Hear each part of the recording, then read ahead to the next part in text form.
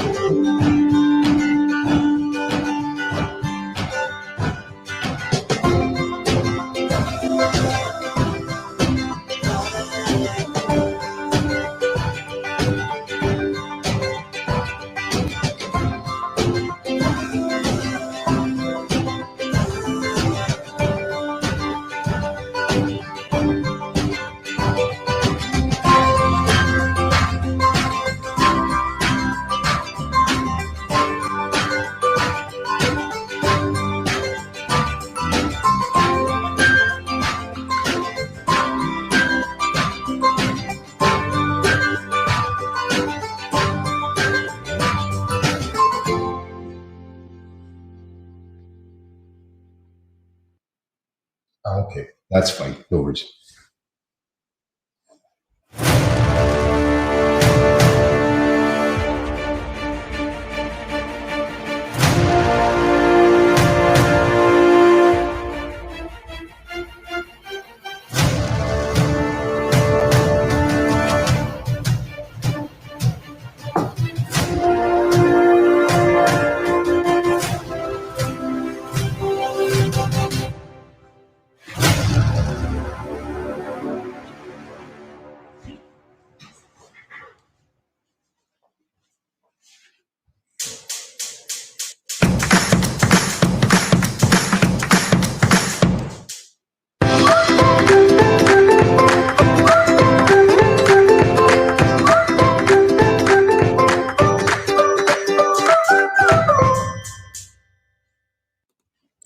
All right.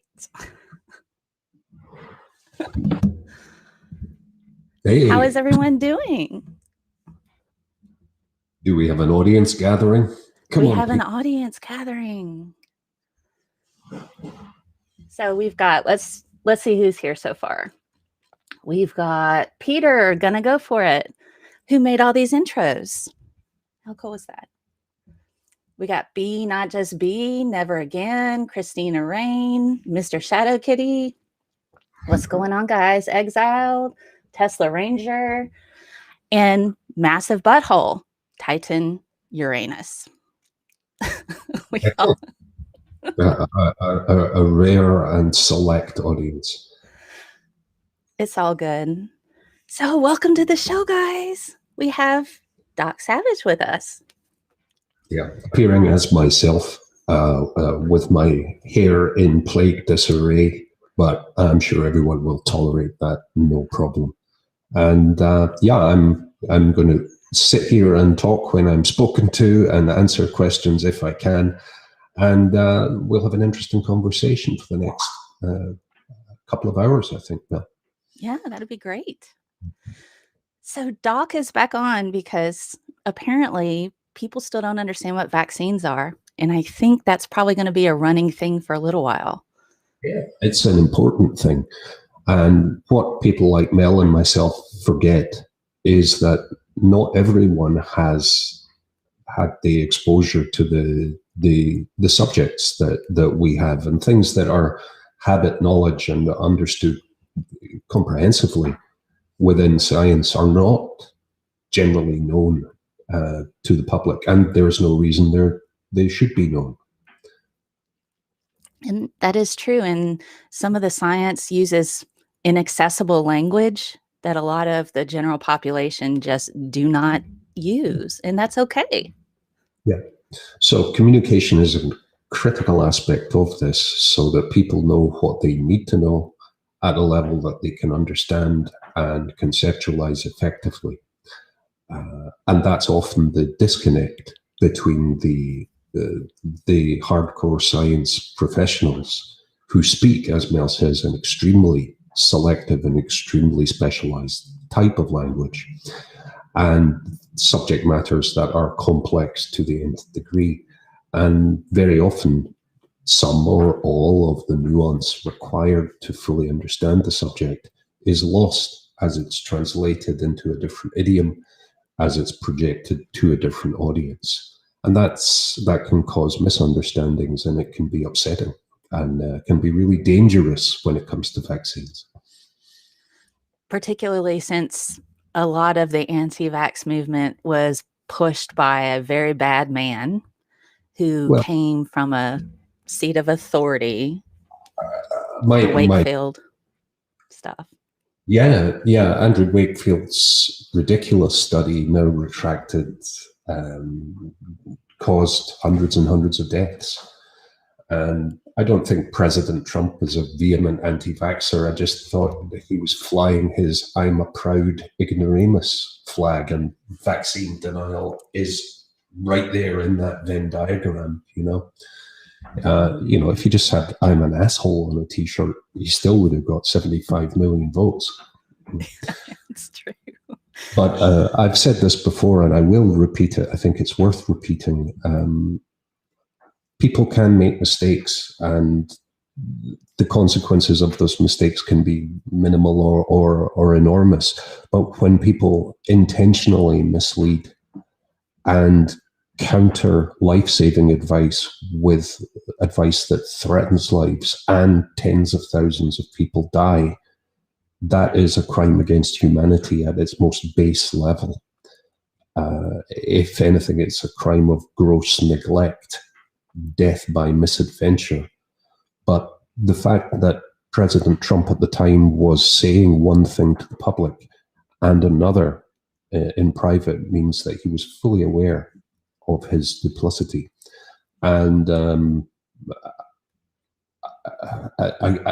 for me, that is such a heinous crime that I'm astonished that someone can live with themselves knowing that they did that, and they did it out of hubris. I mean, the memos that were coming out about him saying he just wants everybody to get it. I mean, he knew exactly what he was doing. And at the time we discussed this, and I said, the advice he's offering is only valid if the active spread of the pandemic is the target. I don't think it was the active, explicit intent, but I think it was an inevitable and predictable follow-through, with, of course, the caveat that they were crossing their fingers and hoping that one of the several vaccines was safe and efficacious, as has turned out to be the case. But 500,000 people are dead, and they're never coming back. And horribly sad. Those people did not have to get sick and die. It is pretty awful. And I think this particular virus has just affected everybody. Even if you haven't contracted it, you probably have a friend, you probably know somebody. Put it in perspective as well. You've lost more people in the last year than you did during the US involvement in World War II. So did that have an impact? Yeah, it certainly did. And 1 to 2% of a population, it doesn't sound like very many, does it? Except it really, really is. And that's 3 to 6 million people in the US. So do you want to dig a lot of holes? No thanks. But thankfully, you're vaccinating millions in an ongoing sense, and that's an outstanding and much needed intervention. So, when Biden picked up, I basically stopped paying attention to US politics. It's like, oh, you've elected someone who isn't insane. Great, carry on. Fantastic. Now let's unfuck everything. Well, precisely. But sadly, tens of thousands of people are dead as an indirect result of President Trump and others pretending, let's go further, actively lying to the populace. And the reason they can do that is your life doesn't matter, at least as much as a wealthy white person's life. That's right. And that was the cynical reality of what was done. And I'll go further. It's a cynical reality. It's also evil, a complete absence of empathy and manipulation of a circumstance for limited political gain in the face of an actual public health crisis. Oh, we've got Ox in the chat who's yelling, "Talk!" Ox, like aurochs, like an actual bovine, or an actual bovine named Ox. How do you type with the hooves? Maybe he uses a tongue. Maybe he uses a tongue. He goes, okay, so Titan says, Biden isn't good, but I'll give you a not insane. It's an improvement. That's my position. Trump was a clear and present danger because he's not only a lunatic, he's actually a dumbass as well. And those two things together tend not to be good when invested with enormous power. So he's gone, thank God for that. And they're come back. But of all the things he did, the flagrant disregard for basic containment measures repeatedly over weeks and months was him. And then pushing the anti-vax and it's not real rhetoric. And he was yelling fire in the movie house, or rather saying there is no fire when it's fucking burning down around you. Everything's fine. Everything's fine. This is fine. This is fine. So that's about the extent of my politics, which is very much based on people doing better rather than worse, meaning having basic services, housing, food, education, those things. Here in the commie Netherlands, that's where access go to. Hey, Nether. Nether's joined us in the chat. The Netherlands not communist, and we don't have a massive amount of windmill cancer. No windmill cancer. Chernobyl is like this enormous field of tulips with a windmill on it. But remember, that was another thing that Trump said. Right? The sound from windmills gives you fucking cancer. Yeah. That was just before he offered to buy Greenland. Right. This was reminding you guys. The guy was a dumbass. He was. And willfully so. He was the bestest at everything. Yeah. Not so much. Nobody else was fooled, the rest of the world's going, oh, thank God for that. Yeah. Oh, God. I think the inauguration day was the first in a long time that I had like a solid night of sleep. Even Kim Jong-un. Like, I don't have to put up with that asshole anymore. But we're getting off the target of immunoprophylaxis. So vaccines. Do you want to talk a little bit about what's this particular messenger RNA vaccine? There's so many people who think it changes my DNA, or when I mentioned there's another anti-vax immunologist who's saying that it causes Alzheimer's and all that. It's just, ugh. So mRNA is a polymer of ribonucleotides, and it's used as a messenger sent from your genome to the ribosome, where it's then translated into protein. Mm-hmm. And it's intrinsically unstable, and it cannot integrate into deoxyribonucleic acid, i.e. your genome, because it's chemically incompatible with that. It is a different thing. It would be like trying to splice in a sardine. Chemically, can't happen. And it's actually a really clean way of delivering an antigen, because instead of taking part of another organism, i.e. part of a pathogen, purifying it and delivering it so your cells can notice it and respond to it, you're actually delivering a genetic message that teaches your cells to make that, and then a response is induced. So it's actually a really quick way and a really effective way to deliver an antigen in a way more cleanly than a protein derivative. So it's not going to turn you into a cyborg. RNA and DNA are distinct. That's why they're not the same nomenclature. And the purpose of mRNA is to allow a protein to be synthesized. It's not something that can integrate into your genome. As for the Alzheimer's claim, I haven't read that study, but it sounds extremely implausible.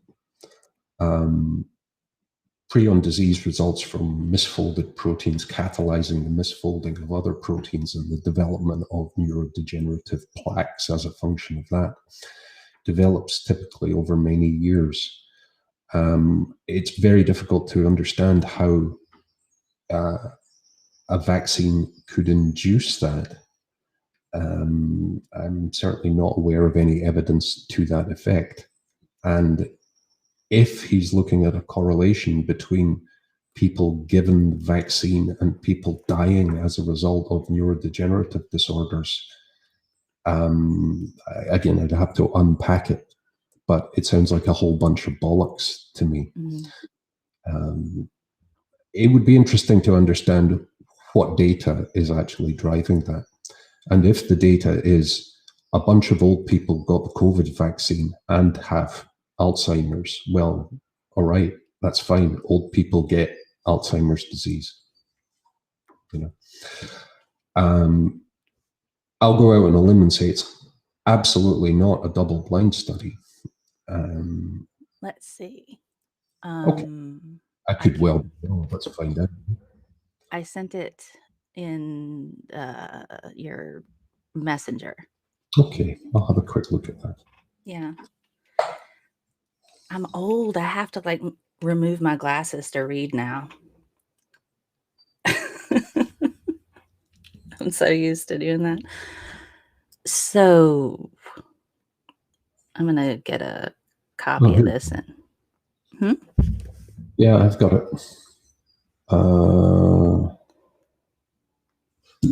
And I'll post it in the chat here so people can read along with us.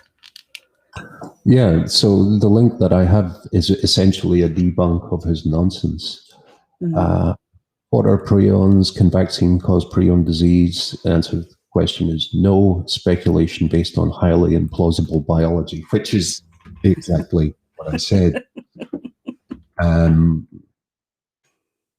There are also quotes coming up. Permanently alter your DNA? No. Miscarriages and or infertility? No. Let's have a look. And very often in cases like this, where you have someone who has legitimate credentials, mm-hmm. There's almost always something else going on. But most often, actually, a religious belief or other irrationality. First thing that I'm noting, this is in Microbiology and Infectious Diseases, which is a legitimate journal, but it's a sole author, and the gentleman is an MD. And Mhm. MD and PhD are distinct. One of them is a research-based degree and the other isn't. And very rarely do you see a scientifically convincing paper by an MD only, especially a single author. Now, that's a general comment. That's not a specific rebuttal of this in any sense. Let me see. Right. Also, it's good that he has posted his address here, and it's Clanson Immunotherapies Inc. So indicates that there is a commercial interest in part. And let me see, developing new vaccines has been plagued with problems in the past. Current RNA vaccine SARS-CoV-2 were approved using an emergency order without extensive long-term safety testing. Partially true, partially not true. The overall trials were condensed based on presumptive data from early phase 2, bridging phase 2 and phase 3, and allowing things to progress more quickly. That's non-ideal, but the risk was taken as a result of tens of thousands of people dying. In terms of the quality control of the various vaccines, they are absolutely consistent with all that we're currently administering to people, or clinicians are. Let's see, RNA vaccine in the sequence of the vaccine as well as the spike protein target interaction were analyzed for the potential to convert intracellular RNA binding proteins to infused with sarcoma and pathogenic perennial conformations.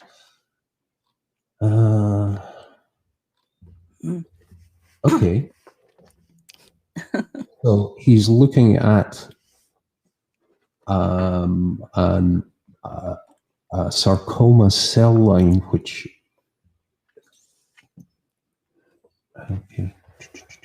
Sorry, I'm reading through this. Oh.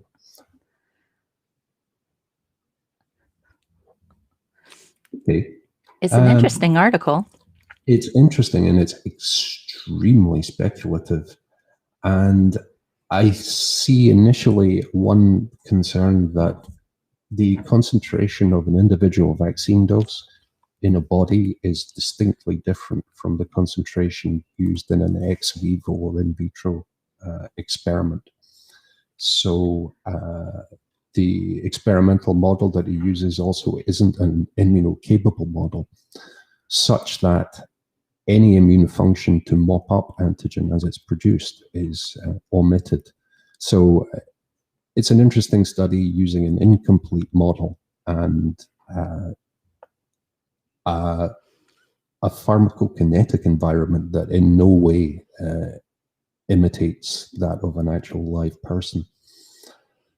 So, yeah, it's actually worth reading, but doesn't make the, well, it doesn't indicate that the COVID vaccine causes autism, sorry, not autism, neurodegenerative disorders. Alzheimer's. I'd say what it doesn't do, the study doesn't prove that COVID-19 vaccine doesn't cause those things, because it's not powered to make that claim. And that's based on a cursory reading. Plus, there is the Wakefield comparison in terms of an immunotherapeutic company run by one guy, which always makes me very concerned. However, you know, he may be completely legit, but to claim that this study says, oh, well, you shouldn't get the vaccine is, how can I put it gently? Bizarre, actually. It's pretty strange and a bit of a leap, you know? It's an enormous leap. It's a zebra, in fact. So this is a generalization, and I apologize to the many, many outstanding scientists who are also physicians. But phenomenology isn't the same thing as data. So this is a phenomenological paper, describing what the guy legitimately observed without reference to what actually happens out in the wild. And I pointed out a couple of areas for that and a couple of areas that raise concerns for me. Yeah. But I won't, take the paper apart here and now. That's not the environment for that. But in the research field, data flies and bullshit withers up and dies on the deck. So I guess we'll see. But here's the thing that we discussed earlier on. I would be very unsurprised if a significant cohort of elderly people didn't develop Alzheimer's or other dementia-related conditions subsequent to getting the COVID-19 vaccine. Oh, but Doc, what makes you say this? Surely if they develop this after getting the vaccine is the cause of said neurodegeneration. Well, that's the autism argument as well, restated, but towards the end of life. No, what that means is in a population of people of sufficient age, a good chunk of them will develop dementia of one type or another, whether or not they are vaccinated against COVID-19. However, they are less likely to die of COVID-19 if they're vaccinated, consequently, more likely to live long enough to develop those conditions. So that's how I would break it down from a scientific perspective. And the in vitro cellular phenomenology is interesting, but again, spectacularly different from the actual administration of an mRNA vaccine. It's the whole causation correlation thing. Yeah, that's right. Symptoms of autism, again, I'm not a clinician, but symptoms of autism tend to develop at a time around the same time where kids are getting lots of vaccines. It's not a cause and effect relationship in the same way as elderly people who live long enough develop cancer, heart disease, or stroke, or neurodegeneration generally. So in those populations, there's an overrepresentation of those conditions. And if you don't die of something else, one of those things is probably going to get you. So the example that I'm giving is this gentleman could have equally published a paper saying COVID-19 vaccination in elderly people associated with increased cardiomyopathy or increased cardiac deaths. Because there will be a close correlation between people who have survived and been given the vaccine and those who then go on to develop heart disease. Right. So, I think my favorite correlation is the number of Nicolas Cage films correlates with pool drownings. So the point is, two things that are coincidentally aligned don't indicate causation. Which is kind of why we need to have science and why we need to have multiple instruments to show that one thing causes another. And that's where all the experimentation comes. I think back to the Aztec guys way back in the day. And, we've got to chop out this guy's heart and dismember him or the sun won't come back. And we can test this and you can save yourself a whole lot of blood. Don't cut it out and see if the sun comes back. And there it is. It comes back. But then there's a power structure on top of the mythology. It comes back because the priest says if he doesn't murder Jethro, it's not coming back. Oh, well, he's the priest. So, there's a momentum to it.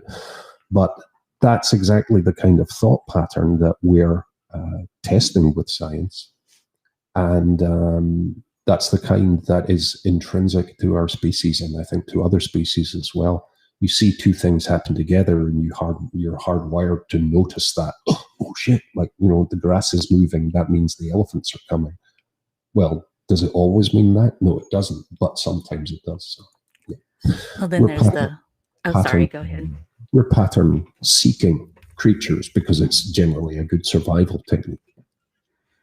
That's also related to the clustering illusion bias, where you tend to see patterns in things and think that they're causing each other.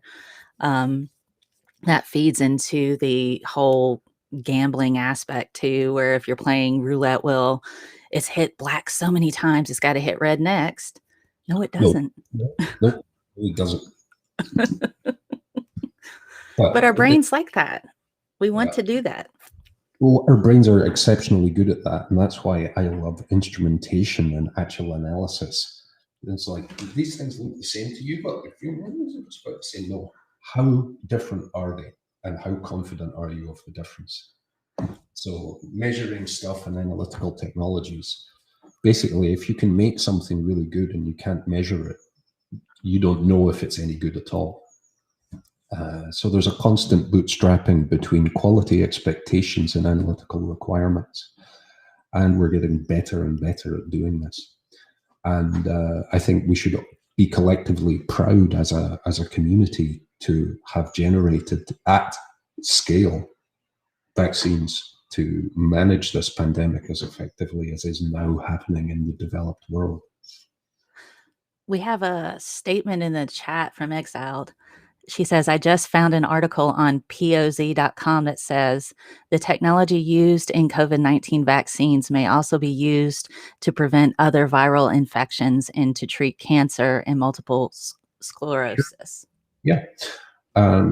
So over the period of my career, vaccines have gone from a relatively crude approach to generating immunological responses classically, to a much more advanced and nuanced science that includes development of vaccines against antigenically distinct cells, like some types of tumor. And if you can induce a sufficient killer T cell response against a specific tumor antigen, essentially your body does what young immune systems do all the time.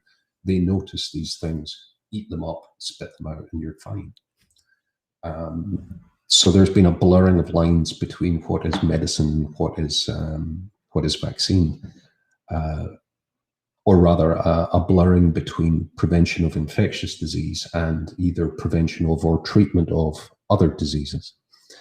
And a direct one for that is Gardasil and the HPV vaccines, which prevent and in fact can reduce the number of outbreaks, even if it's present, but reduce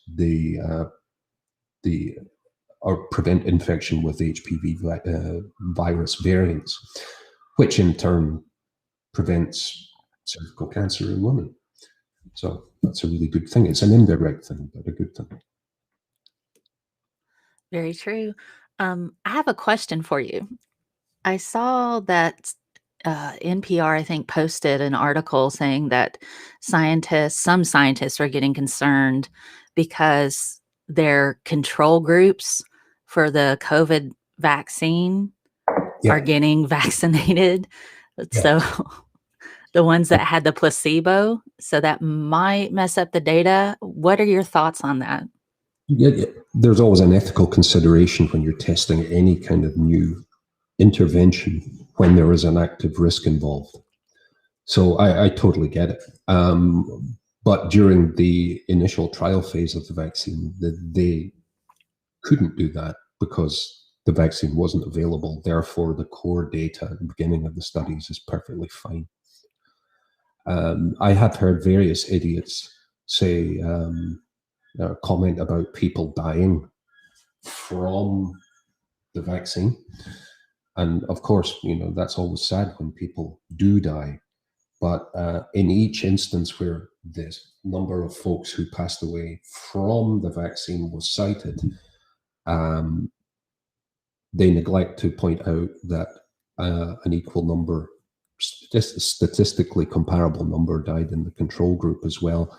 And in a big enough study over a long enough period of time, and we're not even talking about years of study, just months of study on a big group, some people will die in that group. So you've got mortality exactly the expected levels in both groups, not weighted to the placebo or the test group. Mm-hmm. So the claim that there was this covered up massacre,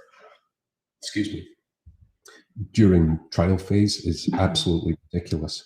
And again, the observation that people who were given the vaccine during trials, some of them died, is absolutely accurate.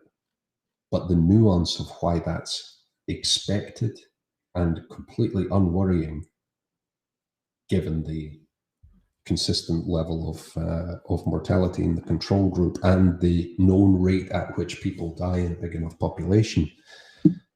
So it's a giant nothing burger that sold a bunch of newspapers, and probably killed a whole bunch of people. But I guess personal responsibility isn't necessarily something that's hardwired, and that makes me really sad when folks who are at limited risk themselves don't care enough about the other people in their community to, well, wear a mask, quite frankly.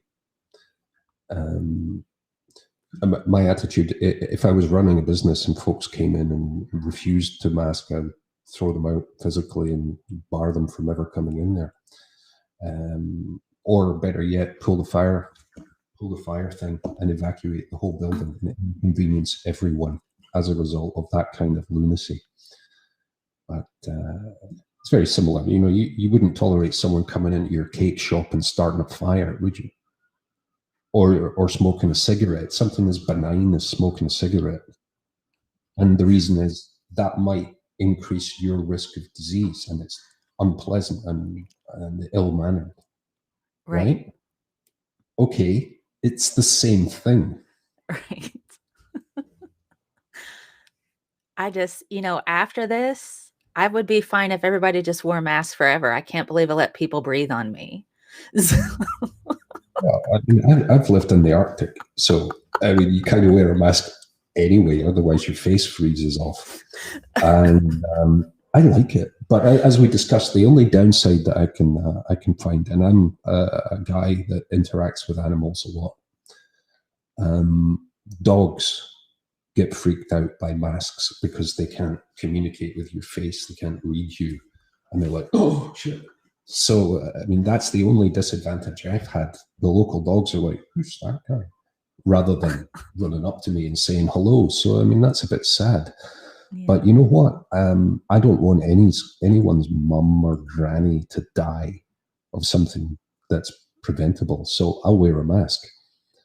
And on the upside, I haven't had any colds or flu this season either. So there's that.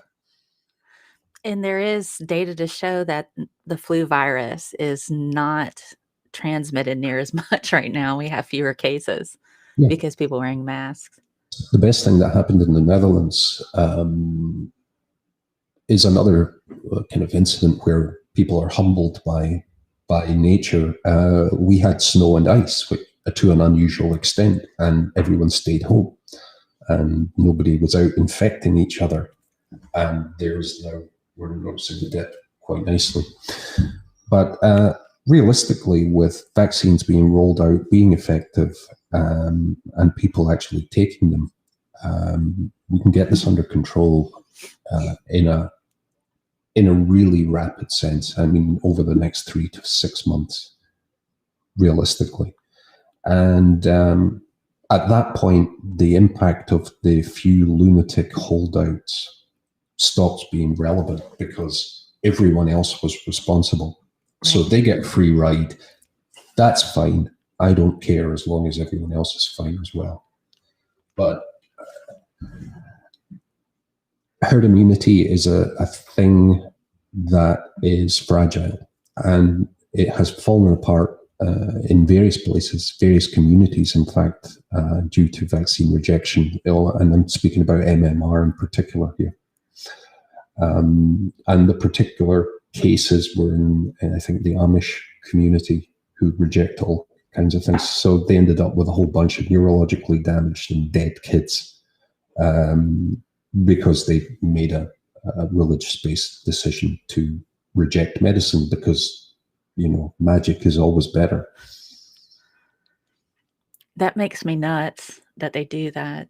Oh, we got some new people here. Jericho D Sinister Porpoise, somebody, Mr. Carlo 123, and Jenny Morgan. She says, Mel, I'm finally awake in your time slot. Doc Savage rocks. Got my first Moderna dose. Yeah, although I worked on one of the vaccines, I don't have any reason to recommend any one over any of the other ones. And I'm very glad to back that up and say all the data I've seen for all of them says they're at least good enough. And that's a whole hell of a lot better than risking COVID-19. Really, you don't need to get sick. Get vaccinated. Jericho got the AstraZeneca first shot. That's cool. I'm jealous of you guys. I don't have a vaccine yet. I've not been vaccinated. I'm waiting for my turn.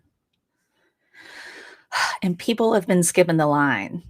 And that irritates me because there are people who need it more than I do. But at least they finally started vaccinating teachers where I live, but K through 12, kindergarten through 12th grade, not university level yet. And the frontline people, even the guy at the coffee store, the people who are the checkout folks in your grocery store, they're heroes. So take a moment. I try and do this on a daily basis. Take a moment to say thanks for not only being here doing your job, but doing it carefully. Because we are dependent upon those folks now more than ever. And I think it's worth taking the time to go, yeah, I mean, the shit hit the fan, but that's where people come together, and some of them can really do transformative things. I actually have my groceries delivered, and because a lot of people are out of work right now, and so there's an app, and this is like a side hustle for some people. I'll tip a bit higher. I'm like, thank you for getting my groceries. Here's $40 for an hour's worth of work. I hope it helps. Yeah.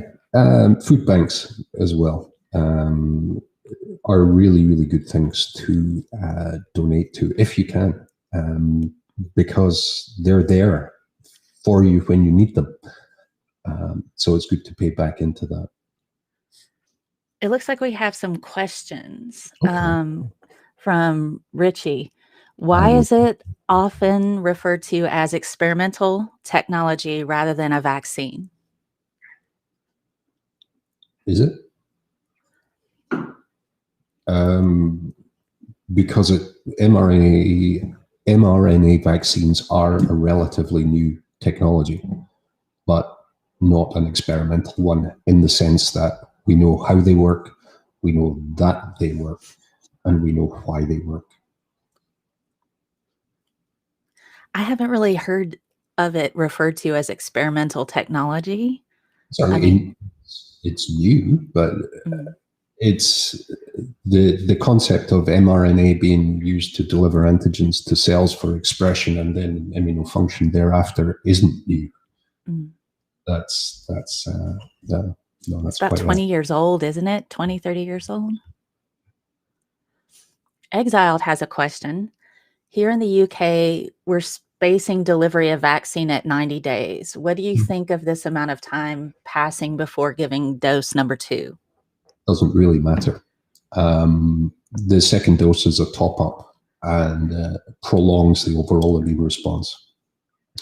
So I've seen 90 days, I've seen 60 days, I've seen 30. It matters that you get both. The delay between them is less significant. Cool beans. I had another question for you and I left my brain. Oh, yes. Here it is. So there's a tweet thread about this, something called a nightmare scenario for California's coronavirus strain. Here is what we know. So I'm going to put this in the chat here. So this is from the Twitterverse. It's an article For the LA Times. The LA Times, that well-known scientific journal. Yes. Okay. Sorry, And it's fallacy, but it's also true. You know? so I posted a link in the chat here for us if you want to take a look at this article. I'm going to predict what it says without even looking at the cards. Okay. Right? I'm not even looking at the cards here. And it says, virus changes. We're doomed. Vaccine doesn't work because reasons. We're doomed. Right? Fair enough. This is what it says. Experts said it underscores the need to vaccinate people as quickly as possible and to continue wearing masks, maintaining social distance, and following other public health precautions as the state begins to reopen more. Awesome. Yeah. Okay. That's great. That's a truism. And this sentence says, those attributes. Okay, hold on. It says, new research strongly suggests that the coronavirus strain now dominant in California not only spreads more readily than its predecessors, but also has the ability to evade antibodies generated by COVID-19 vaccines or prior infection. It's also associated with more severe illness and death. Those attributes have scientists worried that the homegrown variant could reverse the state's recent progress in reducing new infections, especially if it's able to swap mutations with other threatening strains. Yeah, viruses change. It would be surprising if they didn't. And wiping out its environment, i.e. people who can be infected, by rendering them non-available for infection by vaccination is a really good approach. I'm almost 100% sure that what has happened here is some careful paraphrasing of actual science. Okay. If you have virus X and virus X prime, which is the new version of virus X, right? Mm-hmm. They will induce and therefore be reactive to a similar but not identical antibody response. So by definition, virus X prime will evade part of the response against virus X. Again, it's entirely unsurprising. What is really interesting is that the emergent strains still have to infect your cells in the same way as the parent strains, i.e. using the S or spike protein as an anchor. And that is the antigen used in the various vaccines. So vaccines still effective. So I think a lot of people don't quite understand that that particular protein is what we call conserved. And since it's highly effective in entering just about every cell in our body, it's not likely to change that particular aspect of the virus. It's highly effective for it. It's a good mutation for the virus. So it's not going to change that one thing. Not likely. It's not able to and still be a virus that does its thing. And I mean, I've done a bunch of interviews in the past, and the impetus for journalism is not the same as for science, because science is cautious, tentative, and data-driven. It's not, by definition, a sensationalist approach. Even, there's few occasions where I found something that's really sensational. You never publish it in those terms.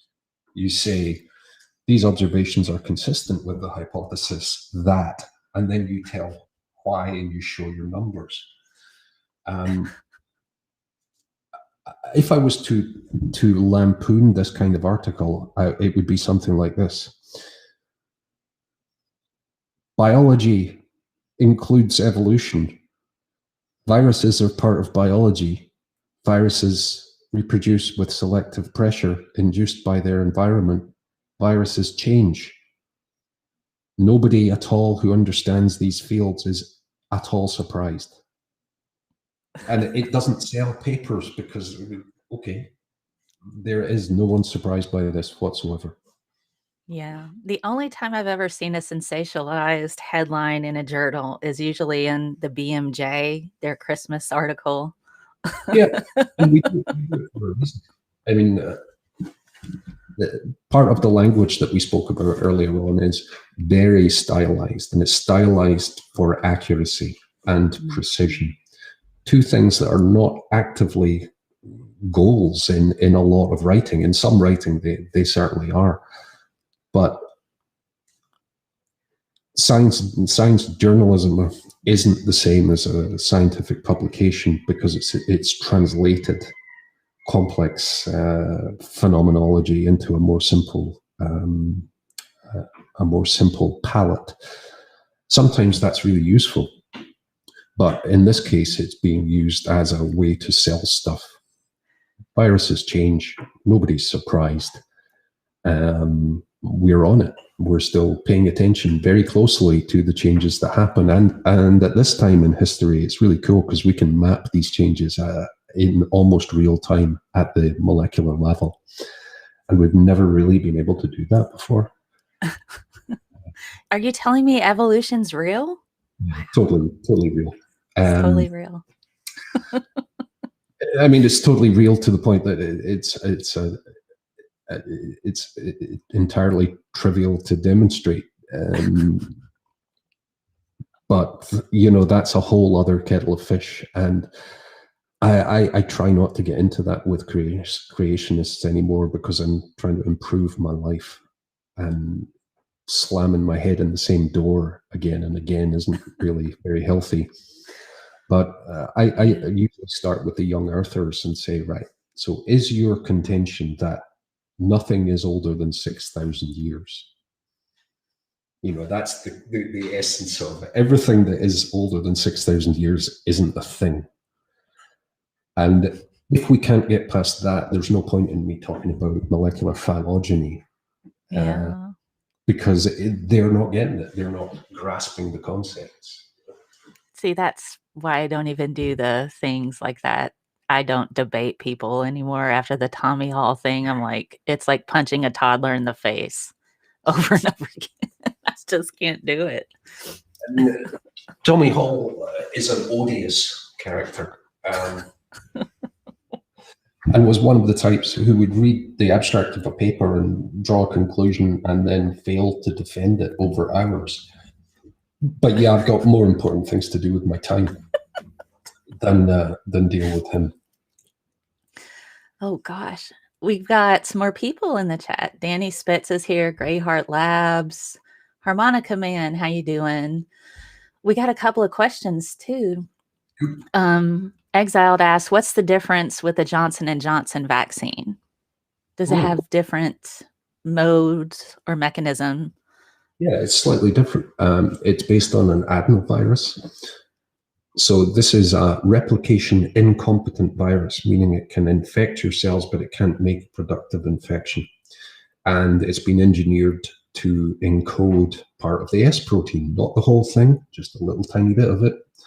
And it's particularly good because your body responds to this virus like it would to a virus, right? Mm-hmm. And induces, as a result of that, a very strong antibody response against the S protein and a strong CD8 killer T cell response, which are both really, really important. Awesome. Jenny asks, Doc Savage, is a doomsday scenario possible with a COVID variant where it becomes so transmissible and virulent that death rates double, triple, or even octuple? Well, I mean, never say never. A lot of things are possible.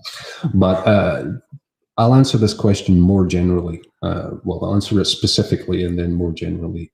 Specifically, I'm not worried about that. More generally, the way a disease spreads through a community is governed by its lethality and its transmissibility.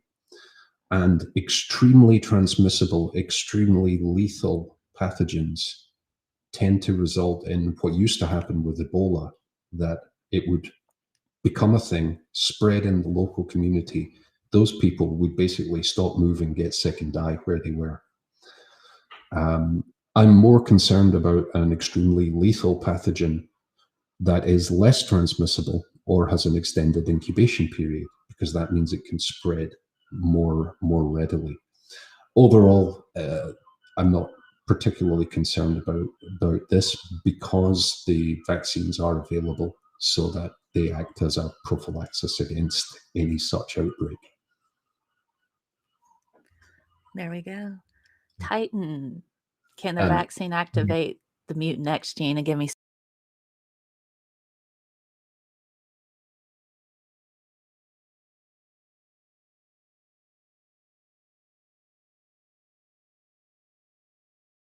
the science at the beginning of the X-Men where one gene is quote unquote activated and does pleiotropic things, including wings and spiky skeletons and whatnot, is not how any of that works.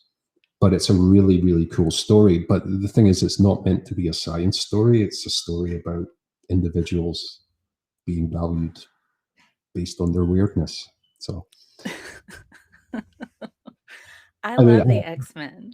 I loved the bit early on where the normal mother says to the mutant kid, "Have you ever tried not being a mutant?" it is around the whole queer world. I think that was the one where it was they were going to go talk to Iceman's parents. I think it was Iceman's parents. Yeah. So it's a great story. The science is totally wobbly, but who cares? It's not meant to be science. This is true. Oh my goodness. Can it make porpoises more sinister? Porpoises are always porpoises are really sinister. And in terms of marine mammals, they worry me. I mean, a manatee isn't going to like do any dirt on you, right? A dolphins are pussies. But it's like a go faster dolphin with some shark action going as well. So I'm always a bit wary of the old porpoise. Oh gosh. Yeah. Dolphins, they're interesting. They might, if you're in the middle of the ocean, they might carry you back to the land, or they just might take you further back into the ocean. It's just whatever they want to do that day. Or they might rape you to death.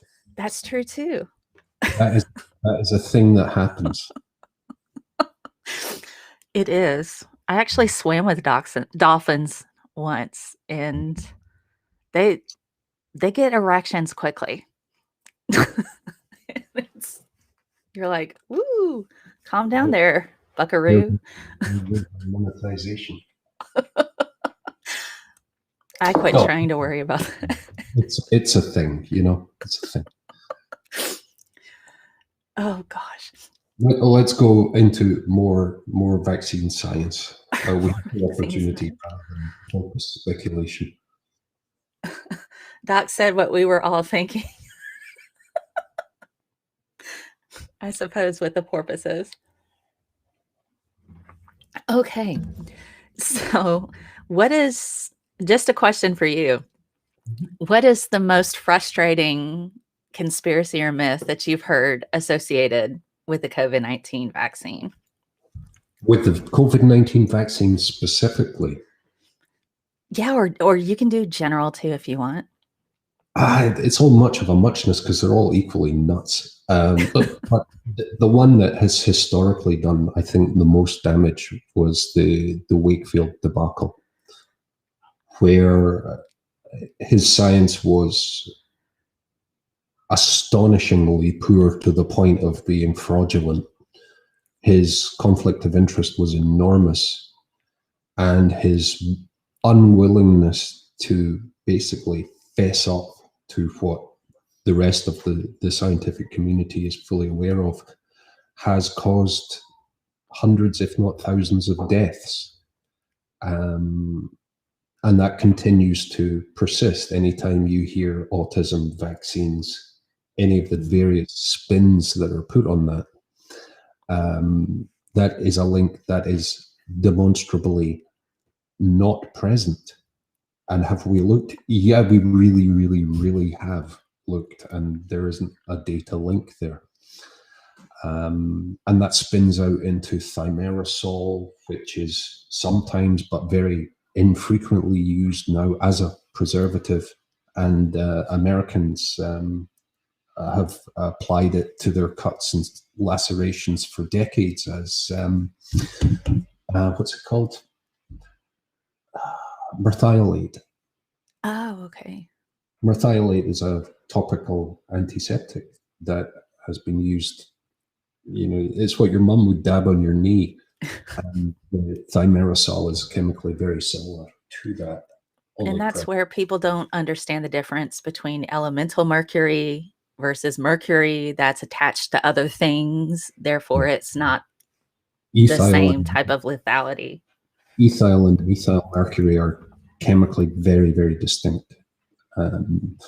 But again, it's a level of nuance that for someone who's not familiar with the complexities of organic chemistry, it's very, very easy to not see that. And that's where the intentional misrepresentation comes into some anti-vaxxers. Most anti-vaxxers are folks who are, and I use this term not as a pejorative, but most anti-vaxxers are just ignorant of the subject, meaning they don't have a sufficient understanding of the complex sciences involved to be able to make a judgment of the type that they're making. Some, however, are knowingly misrepresenting actual data. There's a lady called Dr. Money Tenpenny.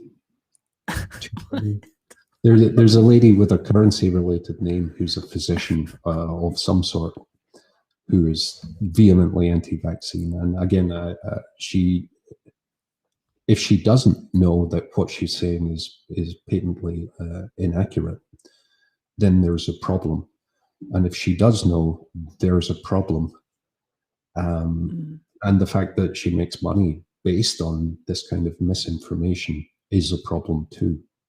And I don't know, I have maybe more principle that if I was making my living by deceiving people, I would find something else to do with my time. You know, I'll go be a farmer before I do that.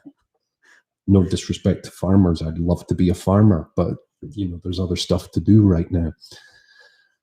And all it takes is misinformation and distrust developing sufficiently within a community and word of mouth spread, and you end up with measles hotspots, as has happened in Europe, has happened in the US and in other places. And people think, oh, measles, yeah, what's measles? You had measles, I had measles, everyone had measles. Yeah, and about 1 in 500 of that everyone didn't come through it that well. It's just you don't know that person. And that's how it happens. Some people are really shocked that any medical professionals would be anti-vax, but being on the academia side of where I'm working with future doctors and pharmacy students and nurses and, you know, med techs and that sort of thing, they truly do not get enough education when it comes to vaccines and immunology and that sort of thing. They're rushed, particularly nurses, they're rushed through a mill of just pushing them through very, very short terms and very limited information about what they do. So it's not surprising that, let's be clear. that they're there. Nurses and other folks in the healthcare industry are heroes, and to invest sufficient time in a nursing school to understand the intricacies of vaccination completely isn't what nurses need to know to be highly effective at what they do.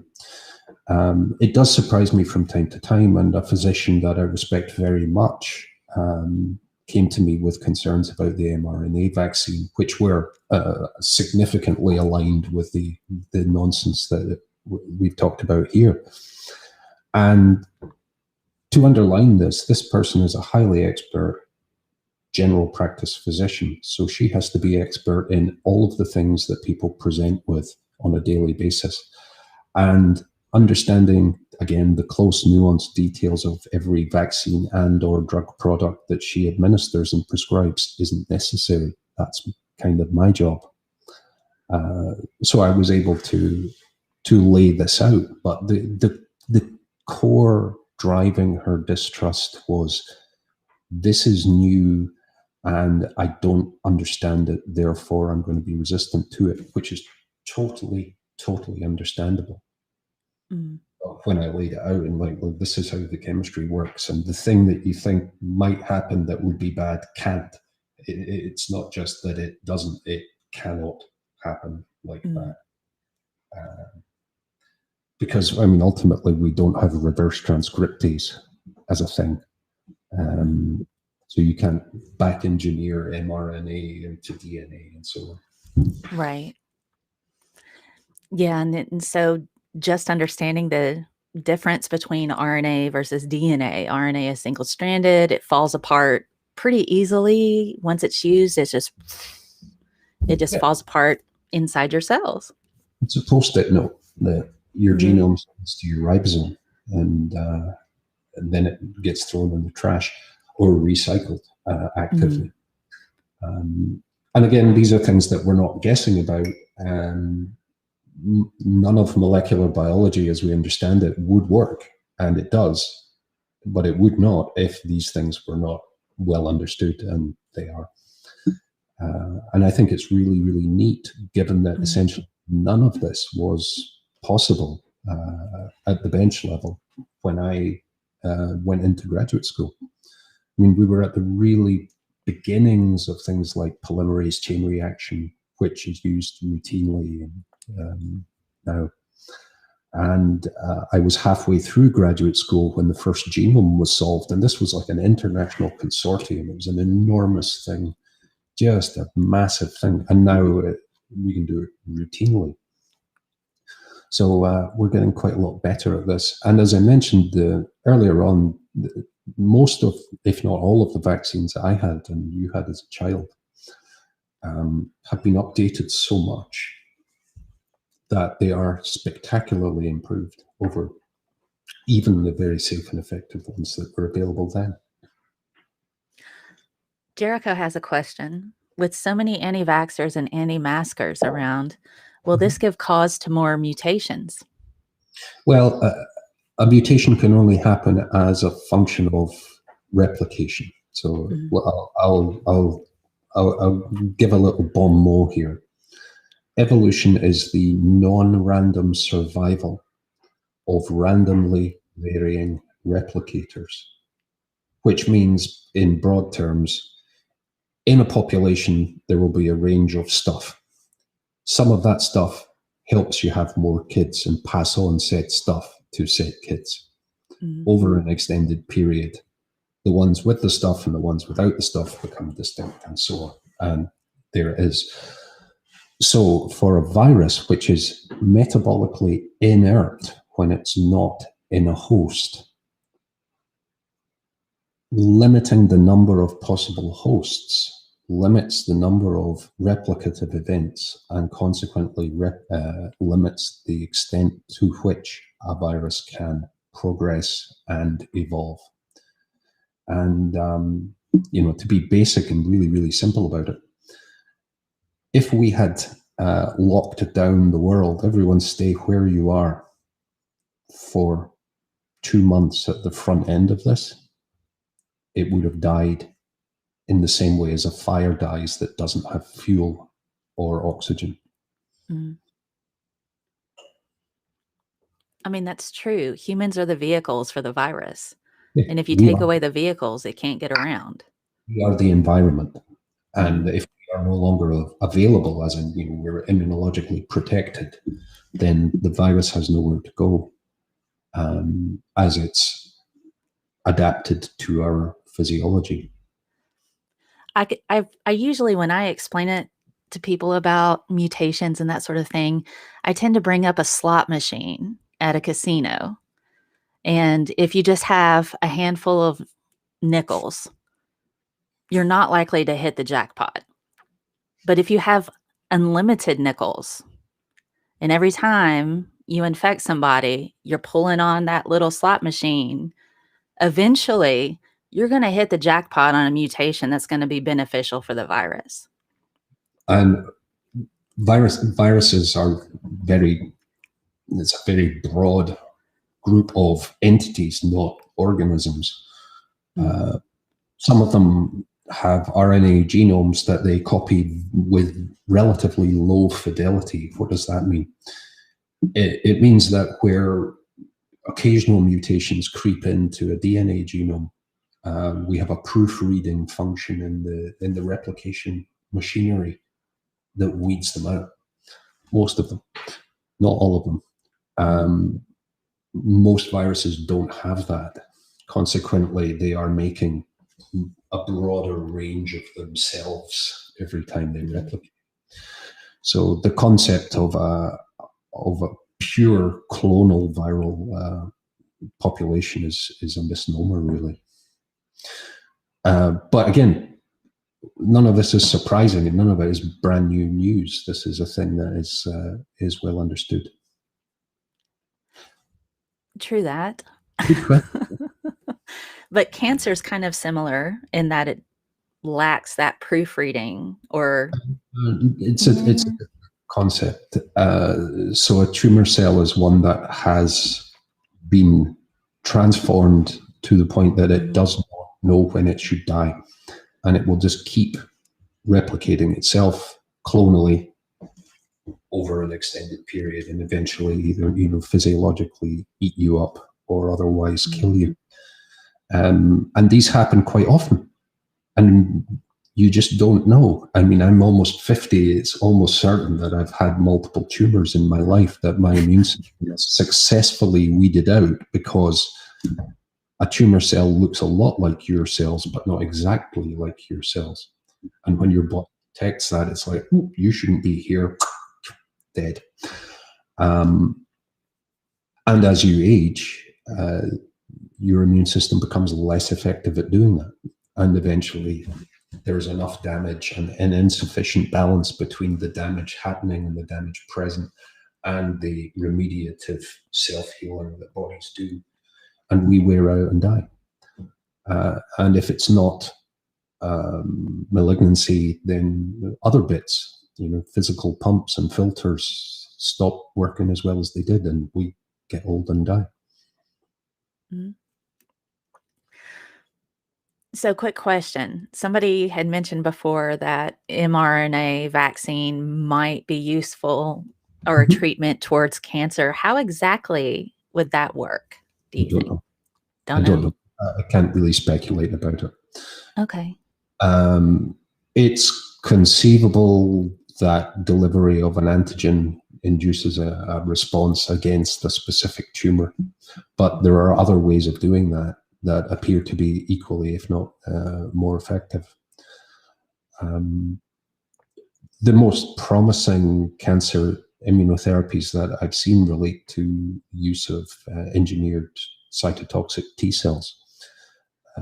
So basically a T cell that has been engineered to go in and eat the tumor. So instead of relying on your immune system to do it, this can be done at the biochemical level. Mm-hmm. And this is a type of medicine that is becoming more accessible. It's still extremely expensive to do, because basically they make a batch of a cell for one individual patient.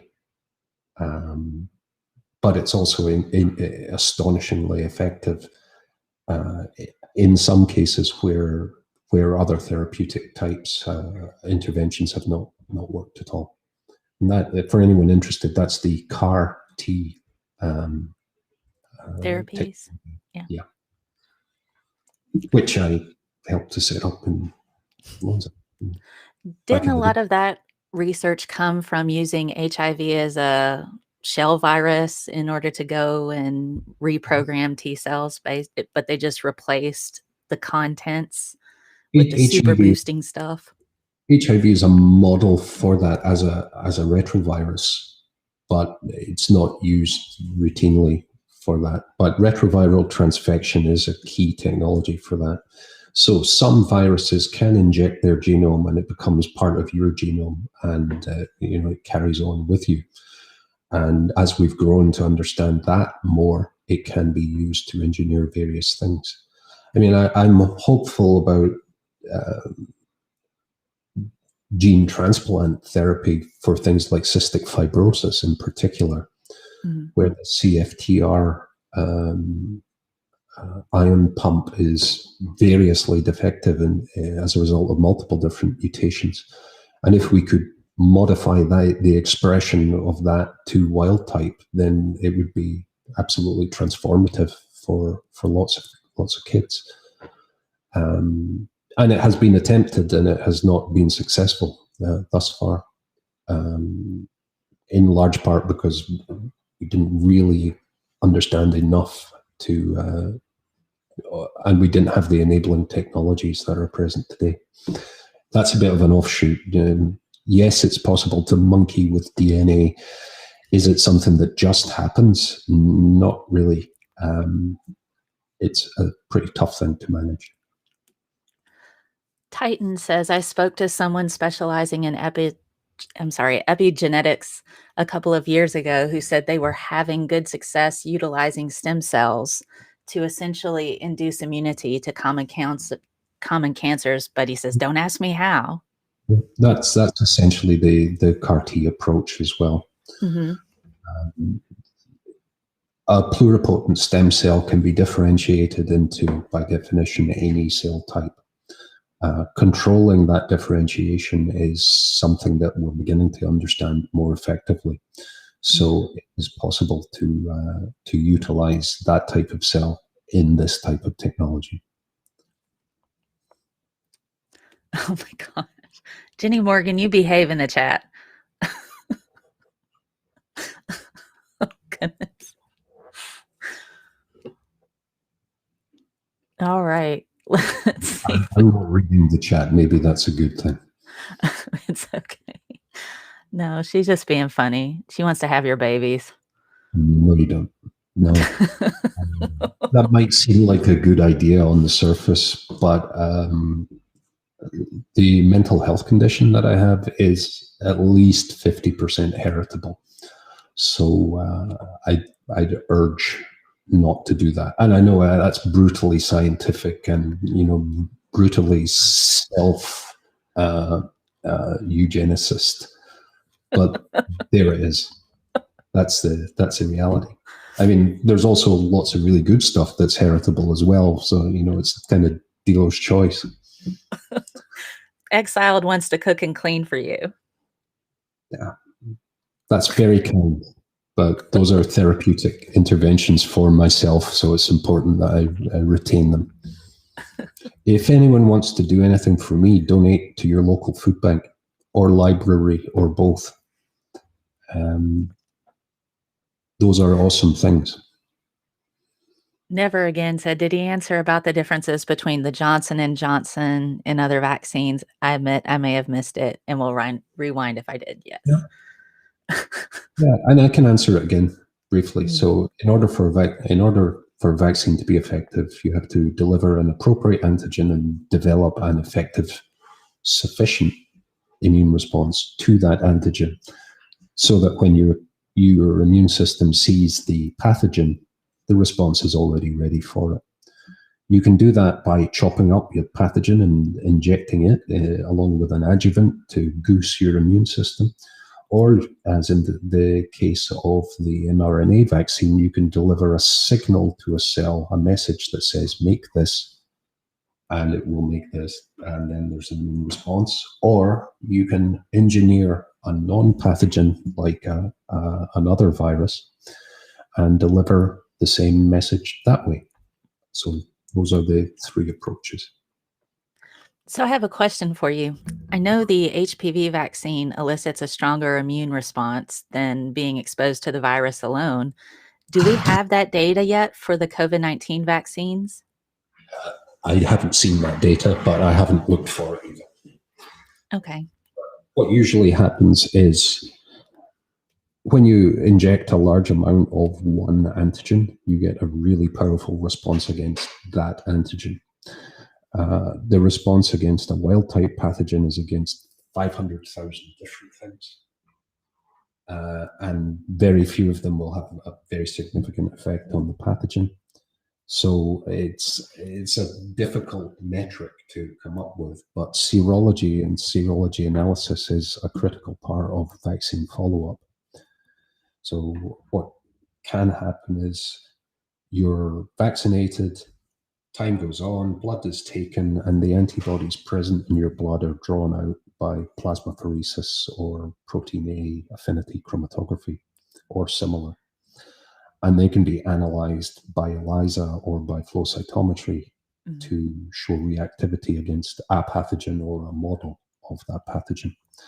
So the precise immune responses are mapped, not for everyone individually, because that would be ridiculous, but this is data that people actively collect.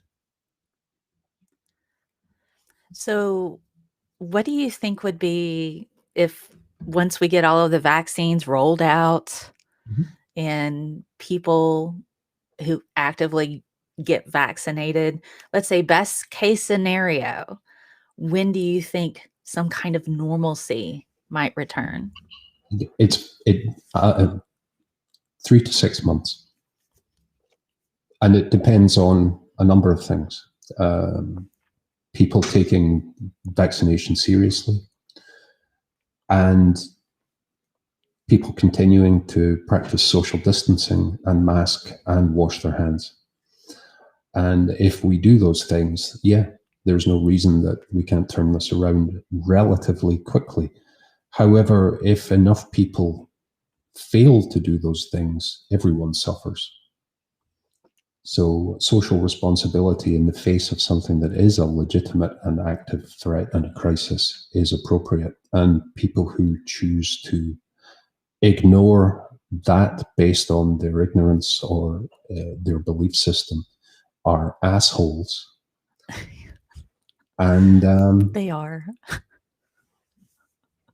I can't, usually in craziness, there's an upside. You can see that there's a benefit somewhere, but I don't know what these guys get out of this. Maybe just the attention of being a public douchebag makes them feel some kind of power. I guess if people have ignored you your whole life because you're an asshole, it makes them feel good to, cause a bit of fuss up at Trader Joe's when people are just out buying fucking mangoes, to survive.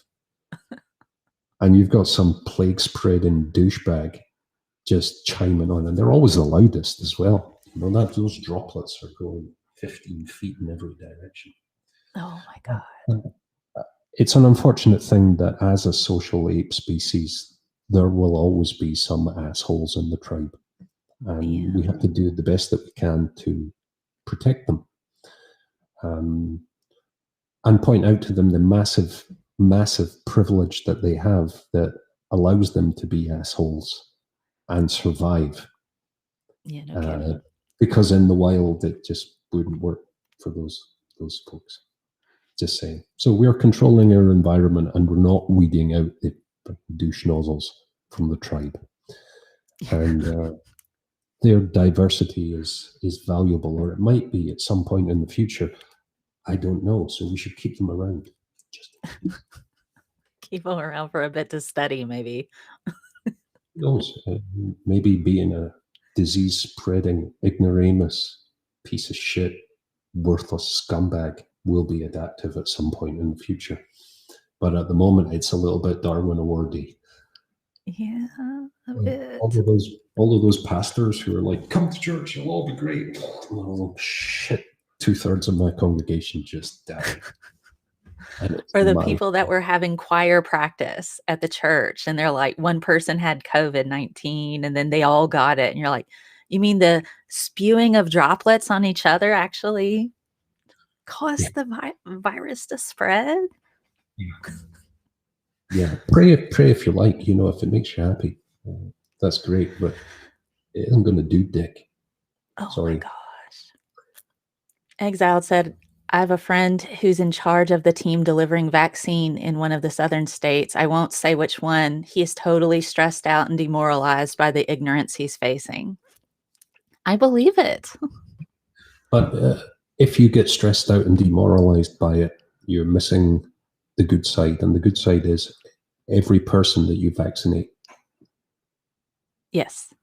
And you could have 95% morons. You've helped 5. That's a good thing. Help one person. That's a great place to start.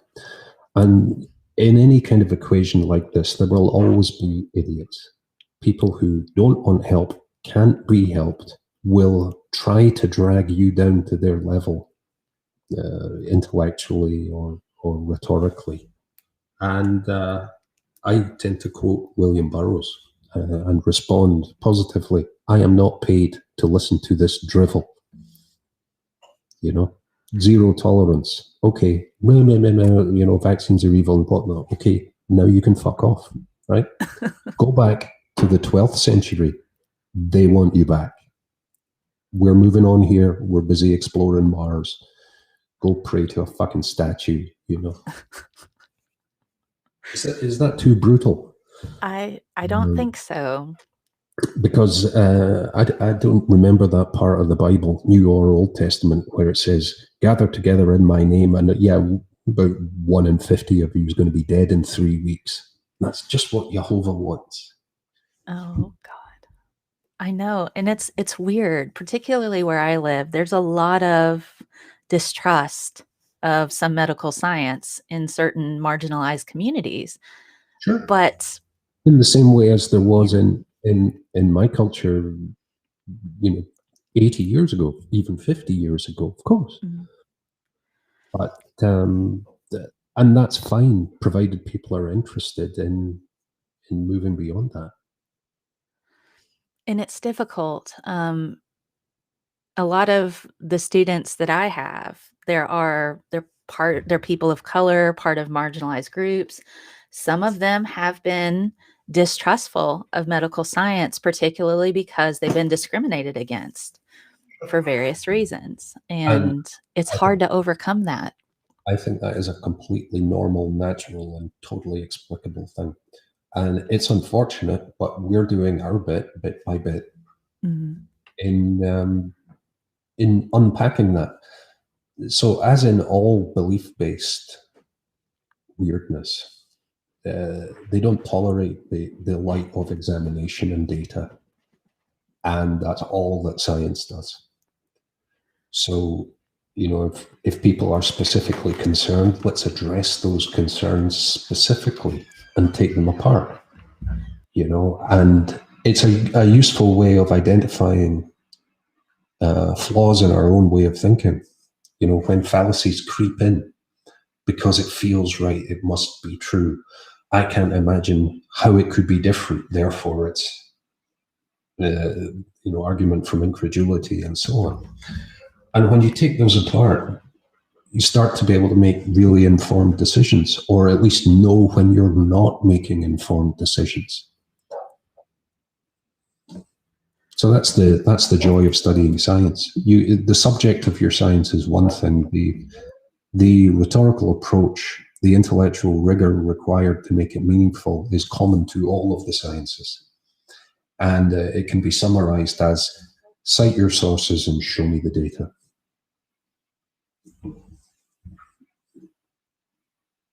I'm sorry, my dog is barking. It's the really loud big one. That's very doggy.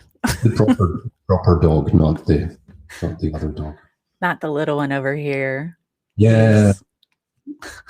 But an adorable creature. But I mean, here's the thing, you know. This creature was bred to be decorative and affectionate, and that's what it is. A few generations out in the wild, and the offspring of this creature would be very distinctly different from this one. Because evolution's awesome that way. You take a variable genome and you put it in a different environment, and you end up with something really quite distinct, unless you're a cheetah. And why is that, Mel?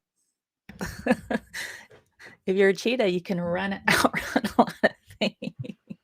Yeah. Not But this little one. if you're a cheetah, you're not coming from a genetically diverse population. They're essentially inbred. So they don't have a lot of variability to select on.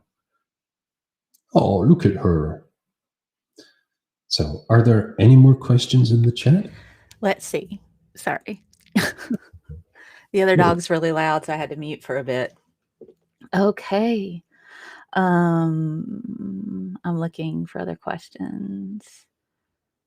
Hello, Phantom Lion. Scottish accent, beautiful. Thank you. There goes Frodo again.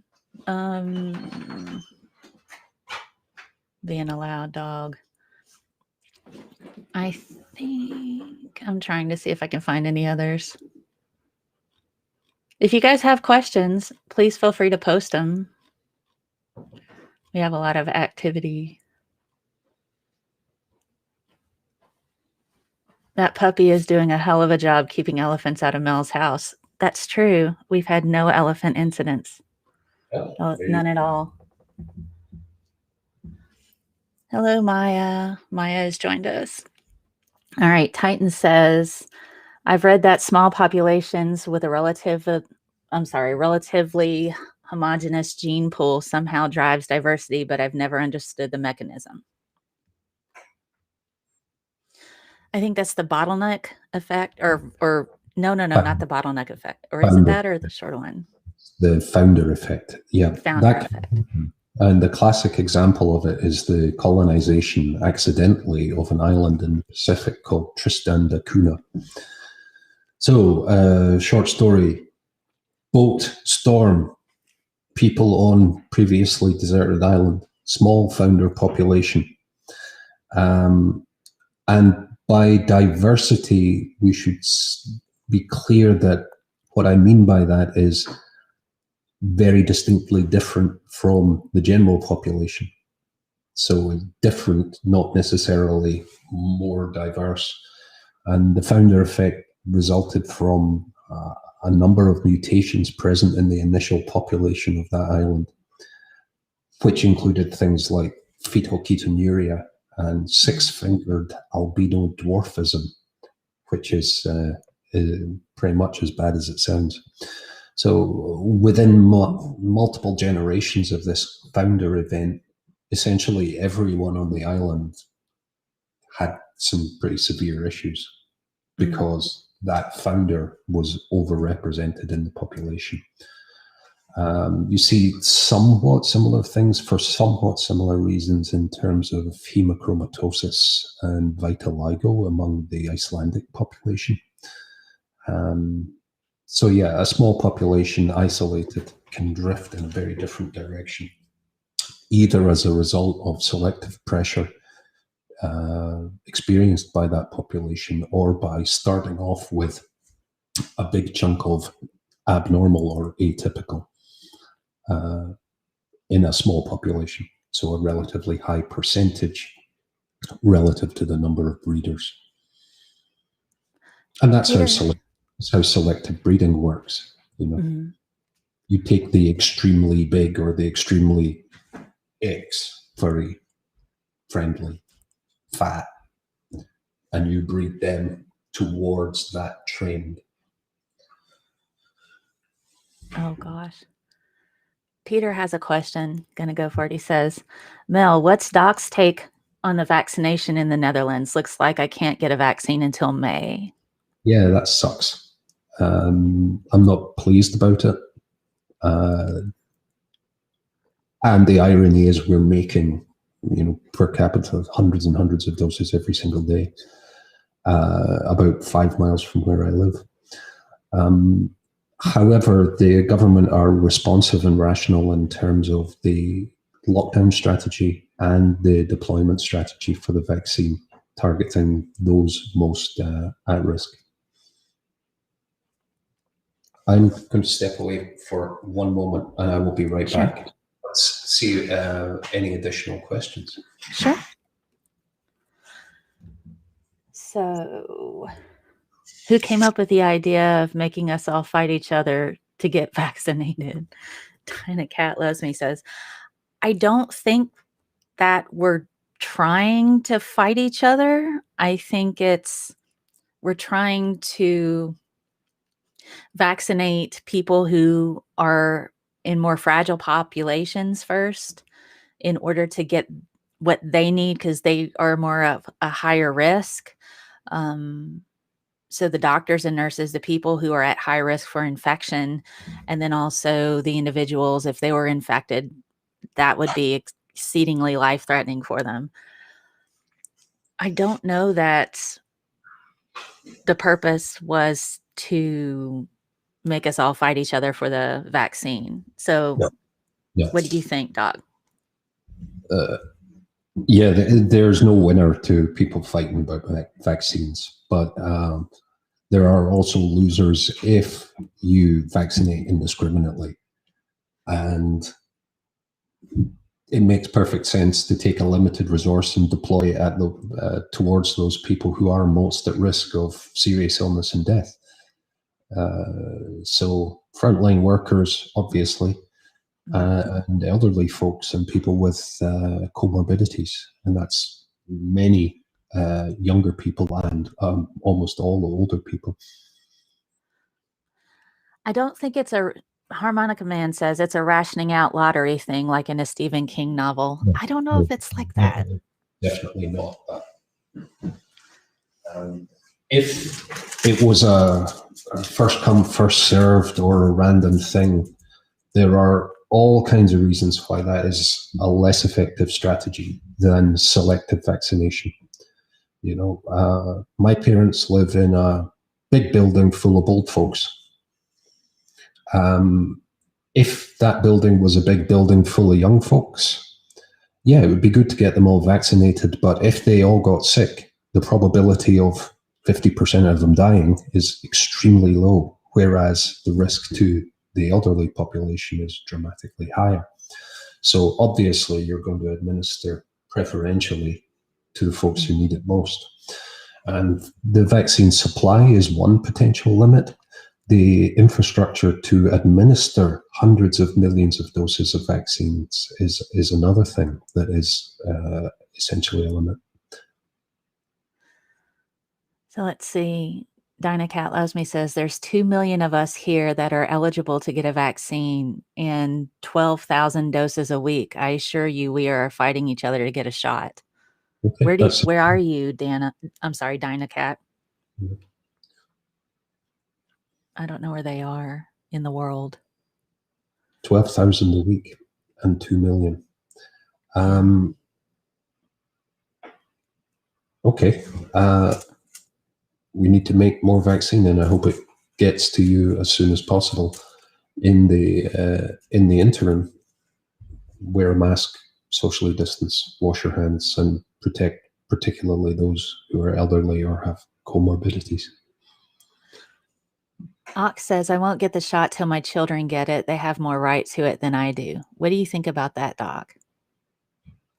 I don't think it's one or the other. I mean, they have a right to it, but you being at risk by not being vaccinated doesn't improve their situation at all.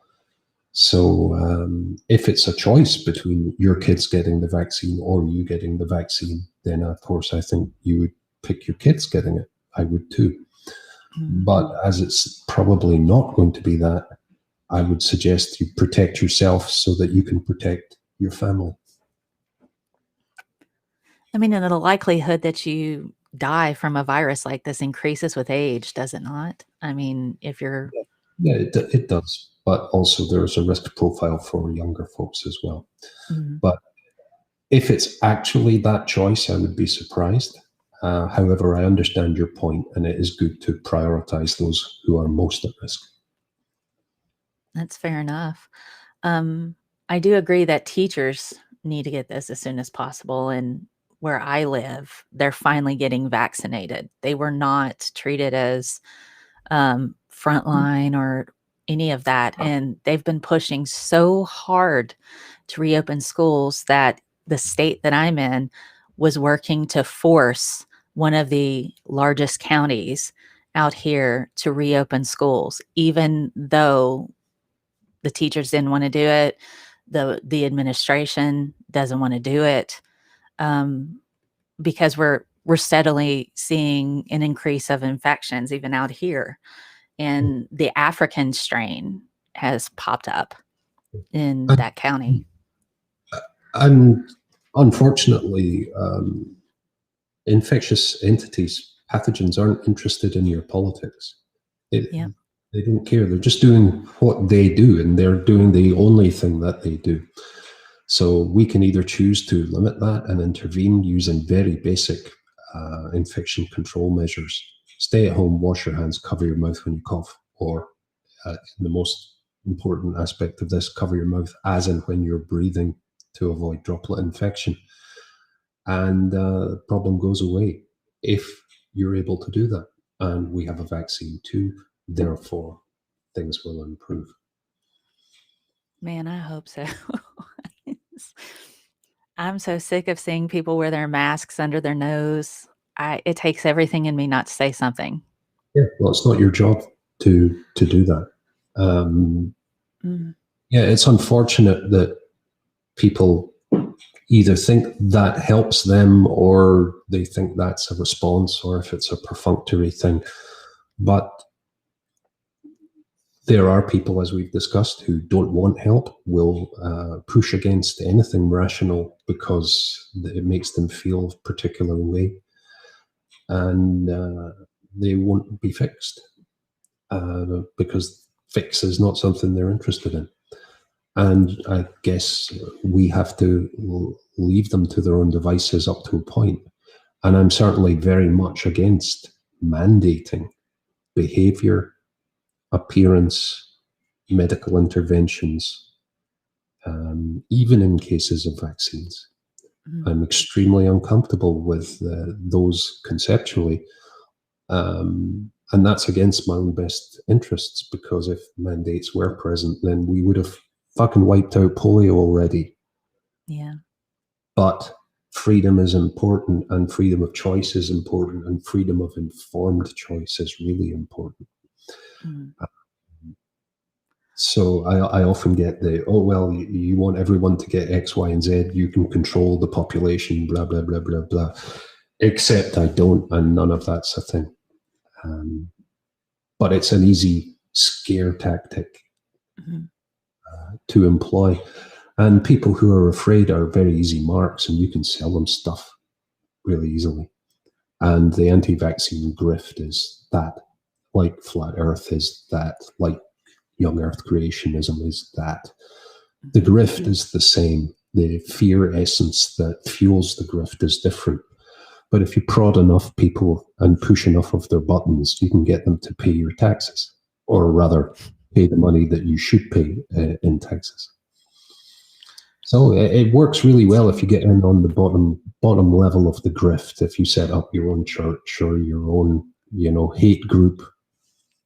But I mean, folks who are actually informed and pay attention are onto you from moment one.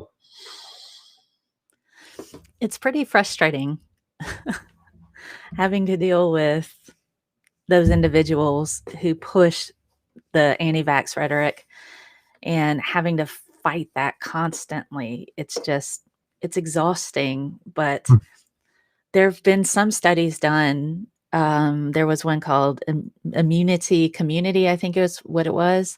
A bunch of medical doctors got together and they wanted to try a thing to where they could get the anti-vaxxers that were on the fence, not the full-blown ones, but the ones that weren't quite sure. And they had other parents who vaccinated their kids be part of the outreach. And that seemed to be way more effective than healthcare professionals talking about it. Yeah, it's interesting that anti-vax isn't so much a problem in places where infectious disease causes morbidity and mortality regularly.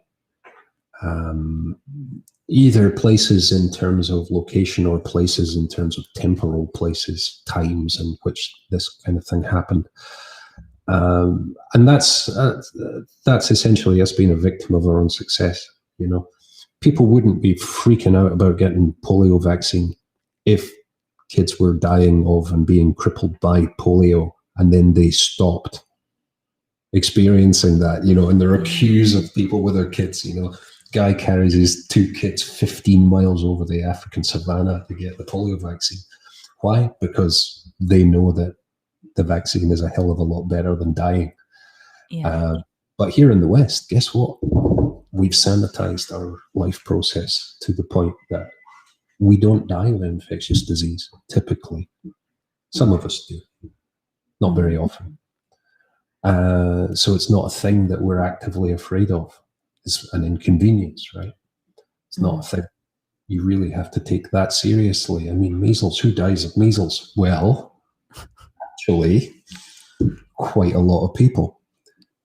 Well, nobody ever ends up with being maimed by childhood infectious pathogens. Yes, they actually do.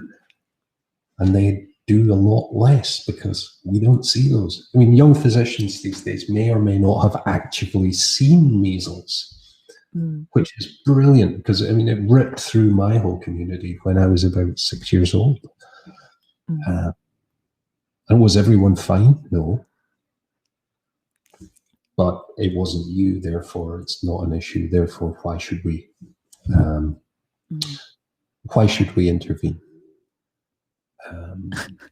But I mean, these are probably the folks, back in our proto-human ancestry, they were shitting their pants at the back of the cave because there was a light in the sky at night and it moved. Therefore, it has to be the demons, right? I mean, that's what it is, isn't it? And the apes like you and myself and our, proto-human hominids were like, I think that moves the same way, right? I think we can learn from this. What's this all about? Climbing trees, trying to touch the moon and experimenting that way. So we need people in our tribe who are afraid of everything and ignorant about everything. They serve a purpose. At least, I mean, we can laugh and make fun of them quite a lot. Fair enough. Ox says, I still haven't heard of any potheads catching the big V. Maybe COVID don't like THC. No, that's not the thing. And it's very rare that they would actually ask, do you smoke weed as well? But based on prevalence of cannabis use worldwide and prevalence of COVID use worldwide, there is not a protective effect resulting from smoking doobies. Sorry. Exiled has a pretty cool question. She's trying to wrap her head around blood types in this virus. Is that a thing? Blood type and COVID-19? That's not a thing. Okay. Because I know that was something that came out really early last year, that people of a certain blood type were supposed to have a higher risk or something. Yeah, and that's called the zebra. And remember, we talked about the prevalence of zebras in very limited real-time data sets. Mm-hmm.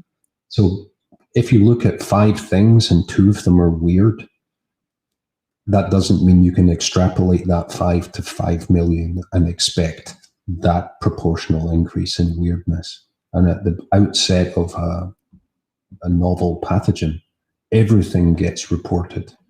So if 1 or 2 weird cases come up, that becomes a thing. Well, no, it isn't. Not necessarily a thing. So, yeah. Fair enough. Along the line, if you believe every outlandish story that comes up, then you're going to miss a lot of good stuff. And drawing population-wide conclusions based on case data rather than population data is problematic. For instance, hydroxychloroquine used off-label in an unregulated, non-placebo-controlled, non-double-blind study showed some effect in a very small study of a non-representative population in a completely uncontrolled environment or an uncontrolled study type. And what did that do? Well, caused all kinds of problems for the U.S. and they started. What did it prove? Nothing. Nothing. What could it have proved? Nothing. Yeah. Even if there had been a significant effect, the data derived from a study of that type would not be sufficient to demonstrate it. It would drive additional studies. However, that didn't happen because it wasn't effective. Did you see that they did a study on veterans in the US and most of them died when they gave them the HCQ? Was a giant, let's see, maybe we'll try a pinch of this and a dab of that. Yeah. Yeah, it was really, really unfortunate and a massive distraction that cost people their lives, especially when they started to ingest fish medicine. Don't do that. It's the same. It's got the same words on it, almost. The almost part is the thing, isn't it? The words are the same length, therefore. You can have two words in chemistry that look very similar, but have one little portion of it be a little bit different. It's a completely different compound. Yeah. By way of illustration, if you change the letter L to the letter D, then oil of orange becomes essence of pine. And that's exactly the same molecule, just with chirality. So for any of Mel's students, chirality is the concept that while your hands are identical or almost identical, they're not overlapping. They're chiral, they are handed. And if you get a complex enough organic structure, it is by definition either levo or dextro, left or right. Mm-hmm. And that's actually a pretty useful thing, particularly when you're dealing with finding medications, different things we found in the rainforest. I think periwinkle was one of the things that we use for cancer treatment. A derivative of that, where there's a slightly changing chirality, makes it a lethal drug. I mean, so it's just a slightly different shape of molecule, and that slightly different shape causes it to do different things. That's right. But people don't understand that. Yeah. So yeah, complex chemistry is kind of neat. And the nomenclature is such that if the words are slightly different, then it's a different thing. So don't go eating fish medicine. That's really don't eat fish medicine.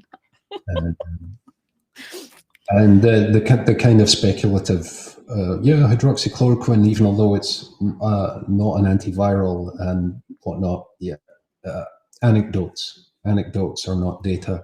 They can often lead to the development of data, but more often than not, the anecdote that you're presented with is fucking meaningless. Like, my Uncle Frank had a friend who smoked 3 packs of cigarettes a day and lived to be 95. Like, okay, good for him.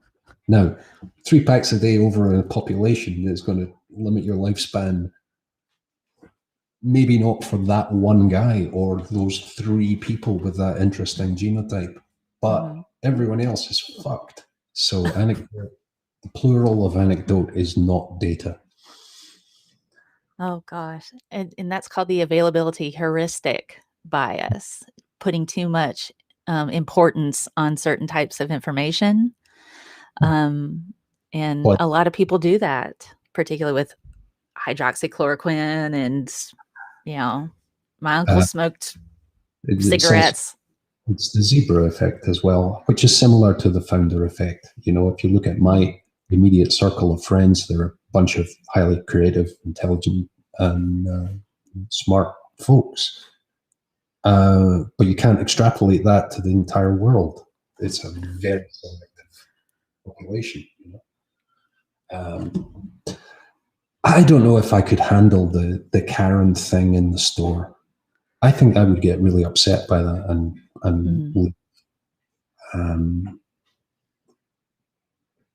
putting people in. It's like drunk driving. It's that asinine that people do it. And they shouldn't be tolerated for doing that because they're putting the rest of us at risk.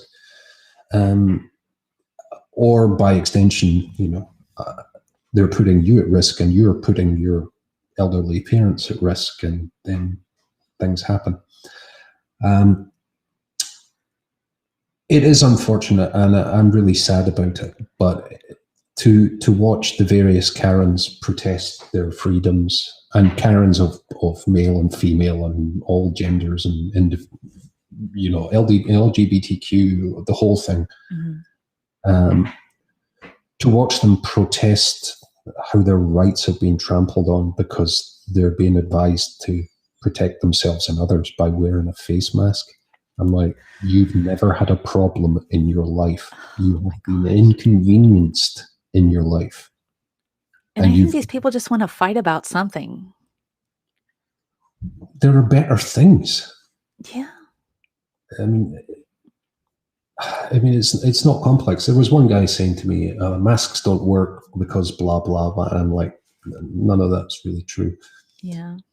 Do you put your hand up when you cough or you sneeze? Yeah. Why? Well, it's polite. Why is it polite? And I'm trying to get into, because I don't want the things that are in my face ending up on someone else's face or the environment, because that's kind of intrusive, and you can make people sick that way. It's exactly the same thing. No.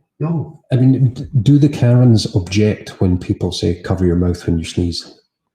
Yeah, that's a good question. Do you think that is their freedoms are being stripped away because that's a custom that we have? Probably not, right? Yeah, probably not. Yeah. Do you think there are some daddy issues there? Maybe just a little bit. I don't know. Has people ever been told to shut the fuck up? Do what you're told.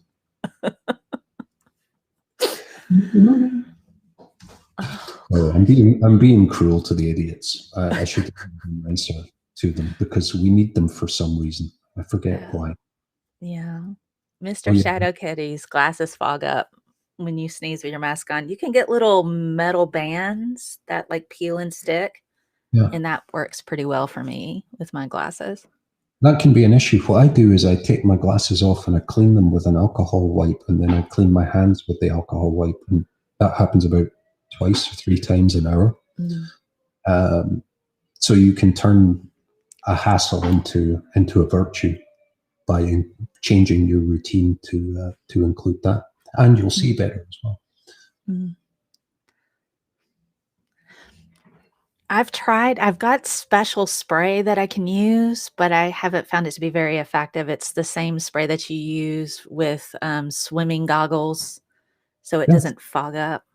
I mean, if you want to get fancy, that's fine. And someone will be there to sell you a product. But water, hot water, soap, that's really all you need. The alcohol-based hand sanitizers are convenience only, but practice what your granny taught you: wash your hands before you eat and after you use the bathroom, and so on. And all that's important.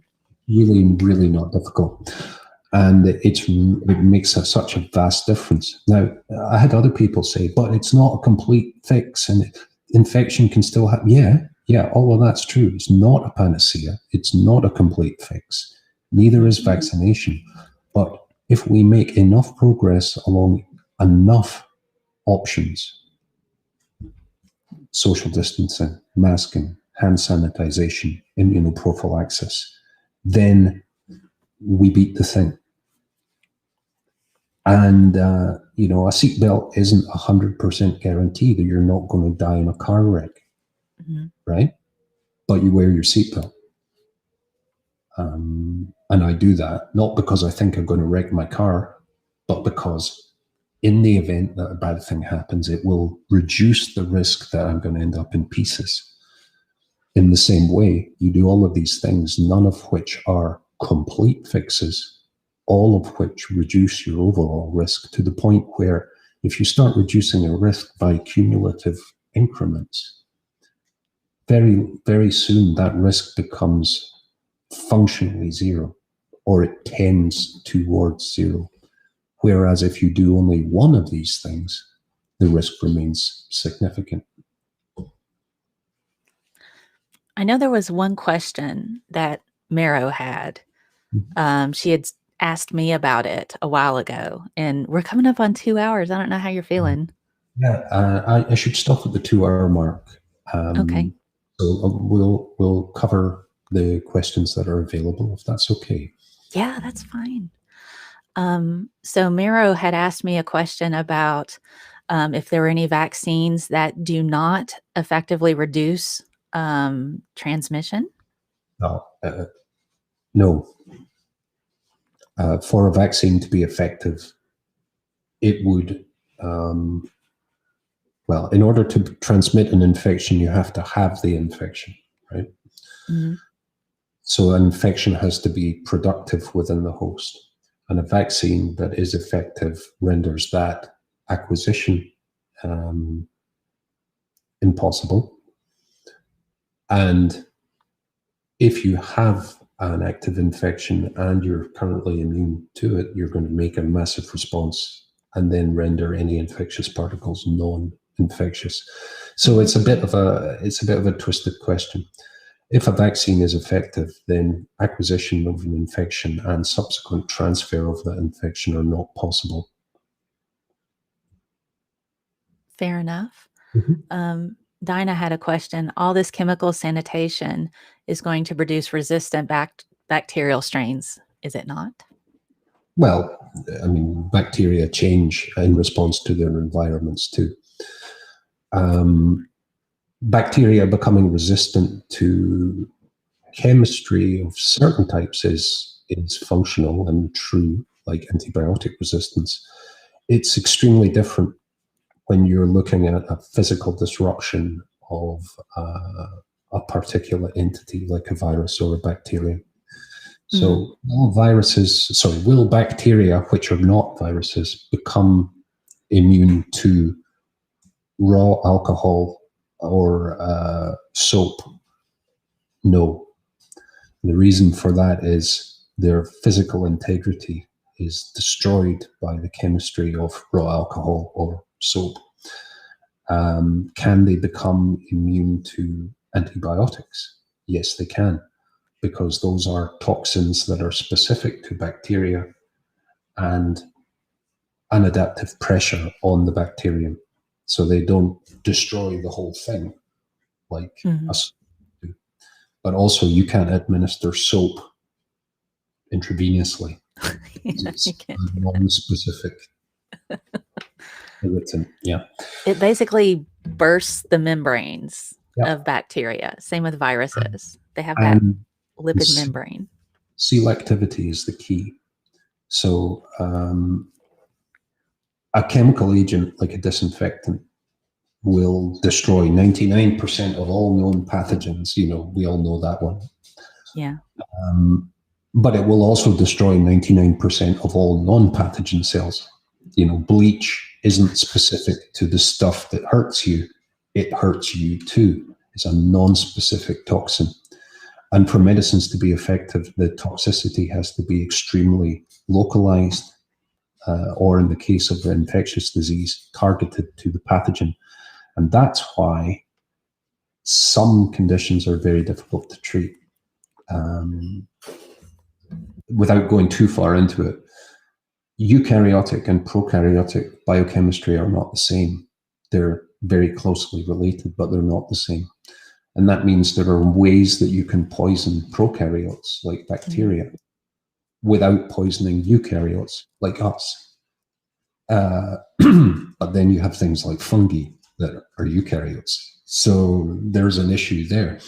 And viruses are a separate thing because they are biological, but biologically inert when they are not. By inert, I mean non-reproductive, but essentially biologically inert in the environment unless they're in a host. So they need to borrow our chemistry to reproduce themselves. Bacteria, not so much. I guess we'll take a few more questions. And then we will let you go, Doc. Dog asked, hello, Dog. Is it possible to catch a new strain of COVID after receiving a vaccine? Extremely unlikely. And the reason for that is the conservation and functional requirement of the S protein as part of the infectious, quote unquote, life process of the virus. The immune response directed against that will be reactive against any S protein present on the strains, at least the ones that I've seen. And Dog has one more question. I guess this will be the last one. I read that the virus has mutated thousands of times with about 10 mutations sticking out. Will COVID become another flu with yearly jabs? Yeah, possibly. I would venture that it's mutated bazillions of times. And this is a point about viral evolution. The overwhelming majority of those bazillion variants were rubbish or less good than the wild type population that was predominant. So those ones don't move on in the evolutionary process. They're gone now. So only the ones that are better or equally good survive and will progress. But to reiterate, I would be very surprised if the virus didn't mutate, because that's what they do. And when you see a headline saying brand new strain, we're all doomed, that's obviously hyperbole. Viral surveillance in terms of the genome is underway and ongoing.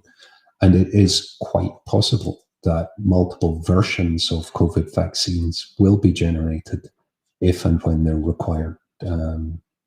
So that's an answer. That's a question we don't actually have an answer to yet. But I would be surprised if we didn't continue to vaccinate against COVID for an extended period, say 3 to 5 years. Because why would we stop if it's still circulating? And it is. And although the level at which it's present in communities will inevitably diminish, we have a really good habit of making more people.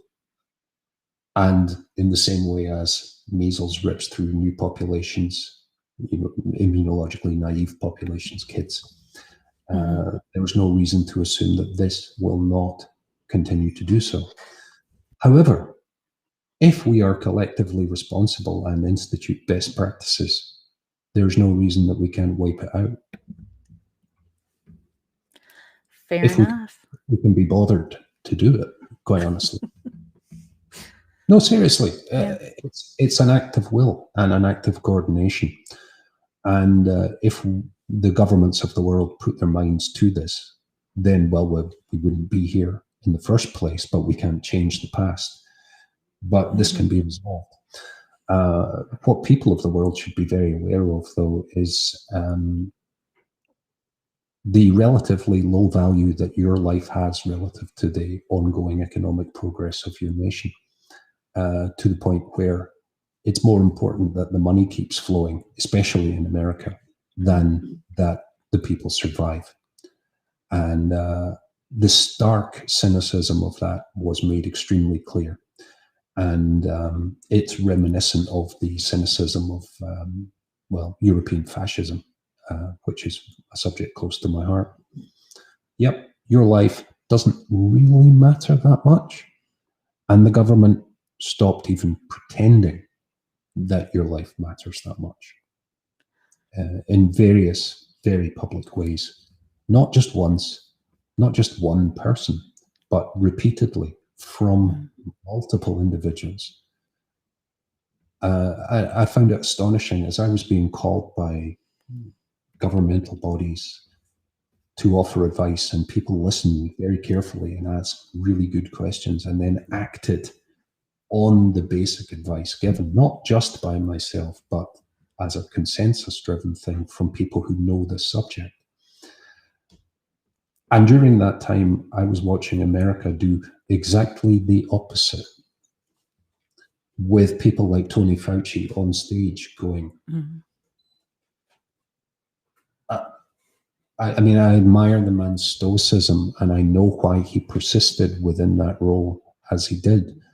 I don't have that level of stoicism, and I would have walked the fuck off that stage 4 or 5 different times when Trump was spouting his nonsense, and the smart people, the grown-ups, were at the back going, "Oh, Jesus Christ." I would have taken the mic and said, "What you said is ridiculous. You're a moron. You just condemned another 50,000 people to an early grave, and you don't care about that." In fact, it was an exercise in Trump doing this to spite the people who called him an idiot. Look at these people. I can command them to put their lives at risk, and some of them, about 1 to 2% of this whole audience here, are going to be dead in 3 weeks.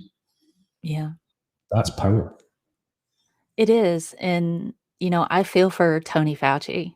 He was walking a very fine line. Like, can I continue to put out the correct information, or do I just punch Trump in the face and not have a job anymore?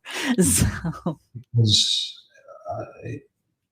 Tony Fauci is a very highly respected and expert individual who's also at least 20 years older than I am.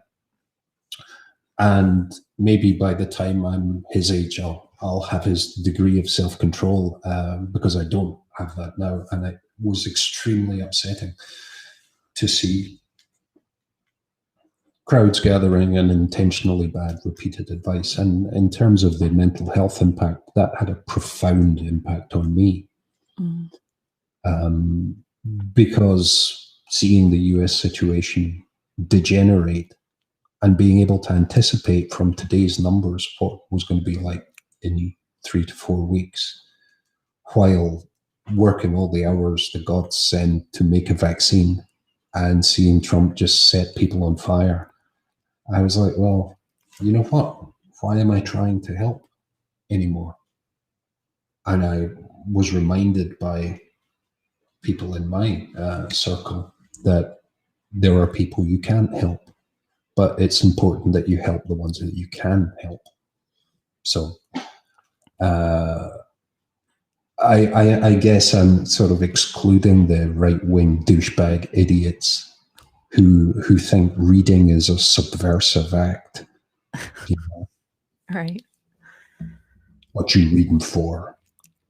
You know, Get on them book learning. Reading a book, you know. So I guess to close things out, if that's okay. Yeah, we can wrap it up. Don't worry, guys, right? The only reason you know there's a pandemic is because we're really good at communicating now, and we have all kinds of technology going on that you wouldn't have known. So just imagine it's like 1922. It'll be another 3 weeks before you find out any shit's going down. And by that time, oh, guess what? We've already been able to make and test effectively and scale up and distribute really effective vaccines within a year.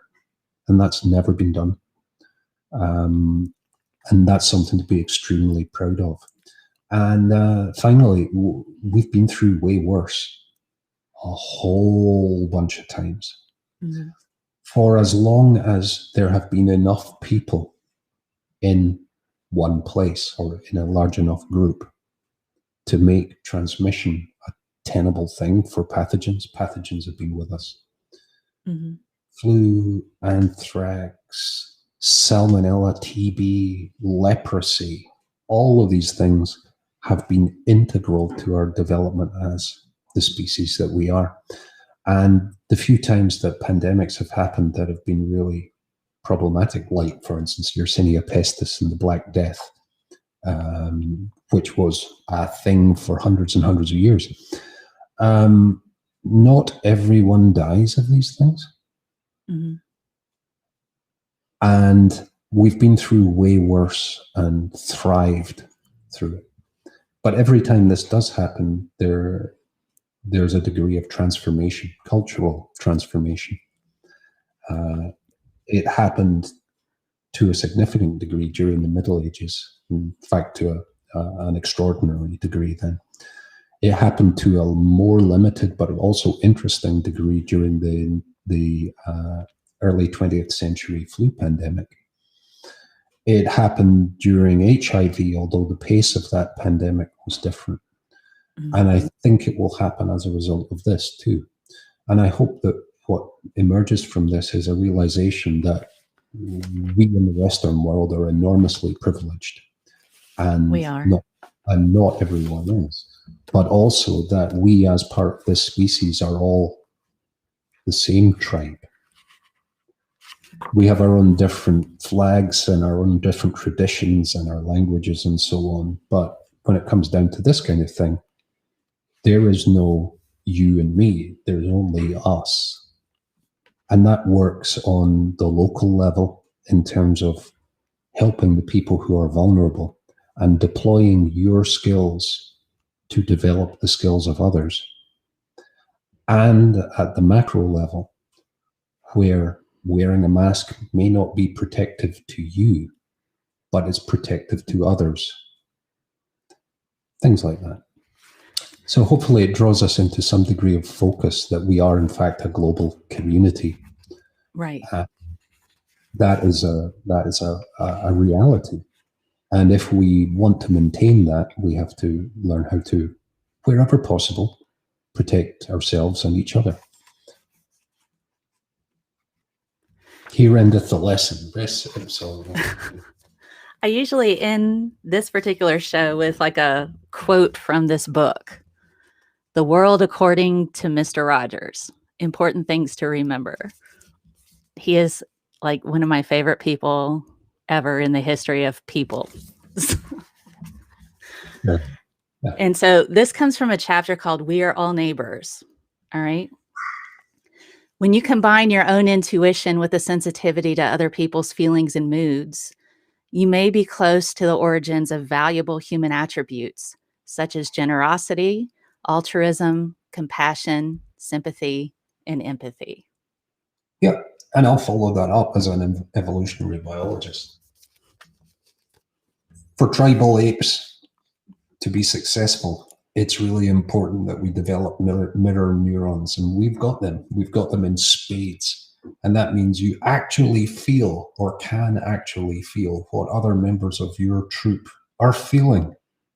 So it's like the biochemical basis of empathy.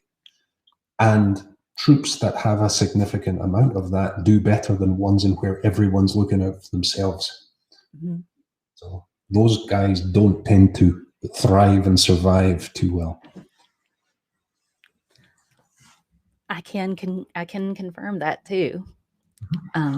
But yeah, I love Mr. Rogers. Incredibly wise, brilliant when it comes to human psychology, education, and empathy. Just be kind to each other. Nice guy, generally. You know? Yeah, I love Mr. Rogers. We don't have enough of him. So thank you, Doc, for pleasure. Coming back on my channel. It's been a pleasure to speak with you and to interact with the audience. And many thanks. So I will sign off. Okay. And thank you guys for being here for the talk. And we will see you next time. Bye, guys.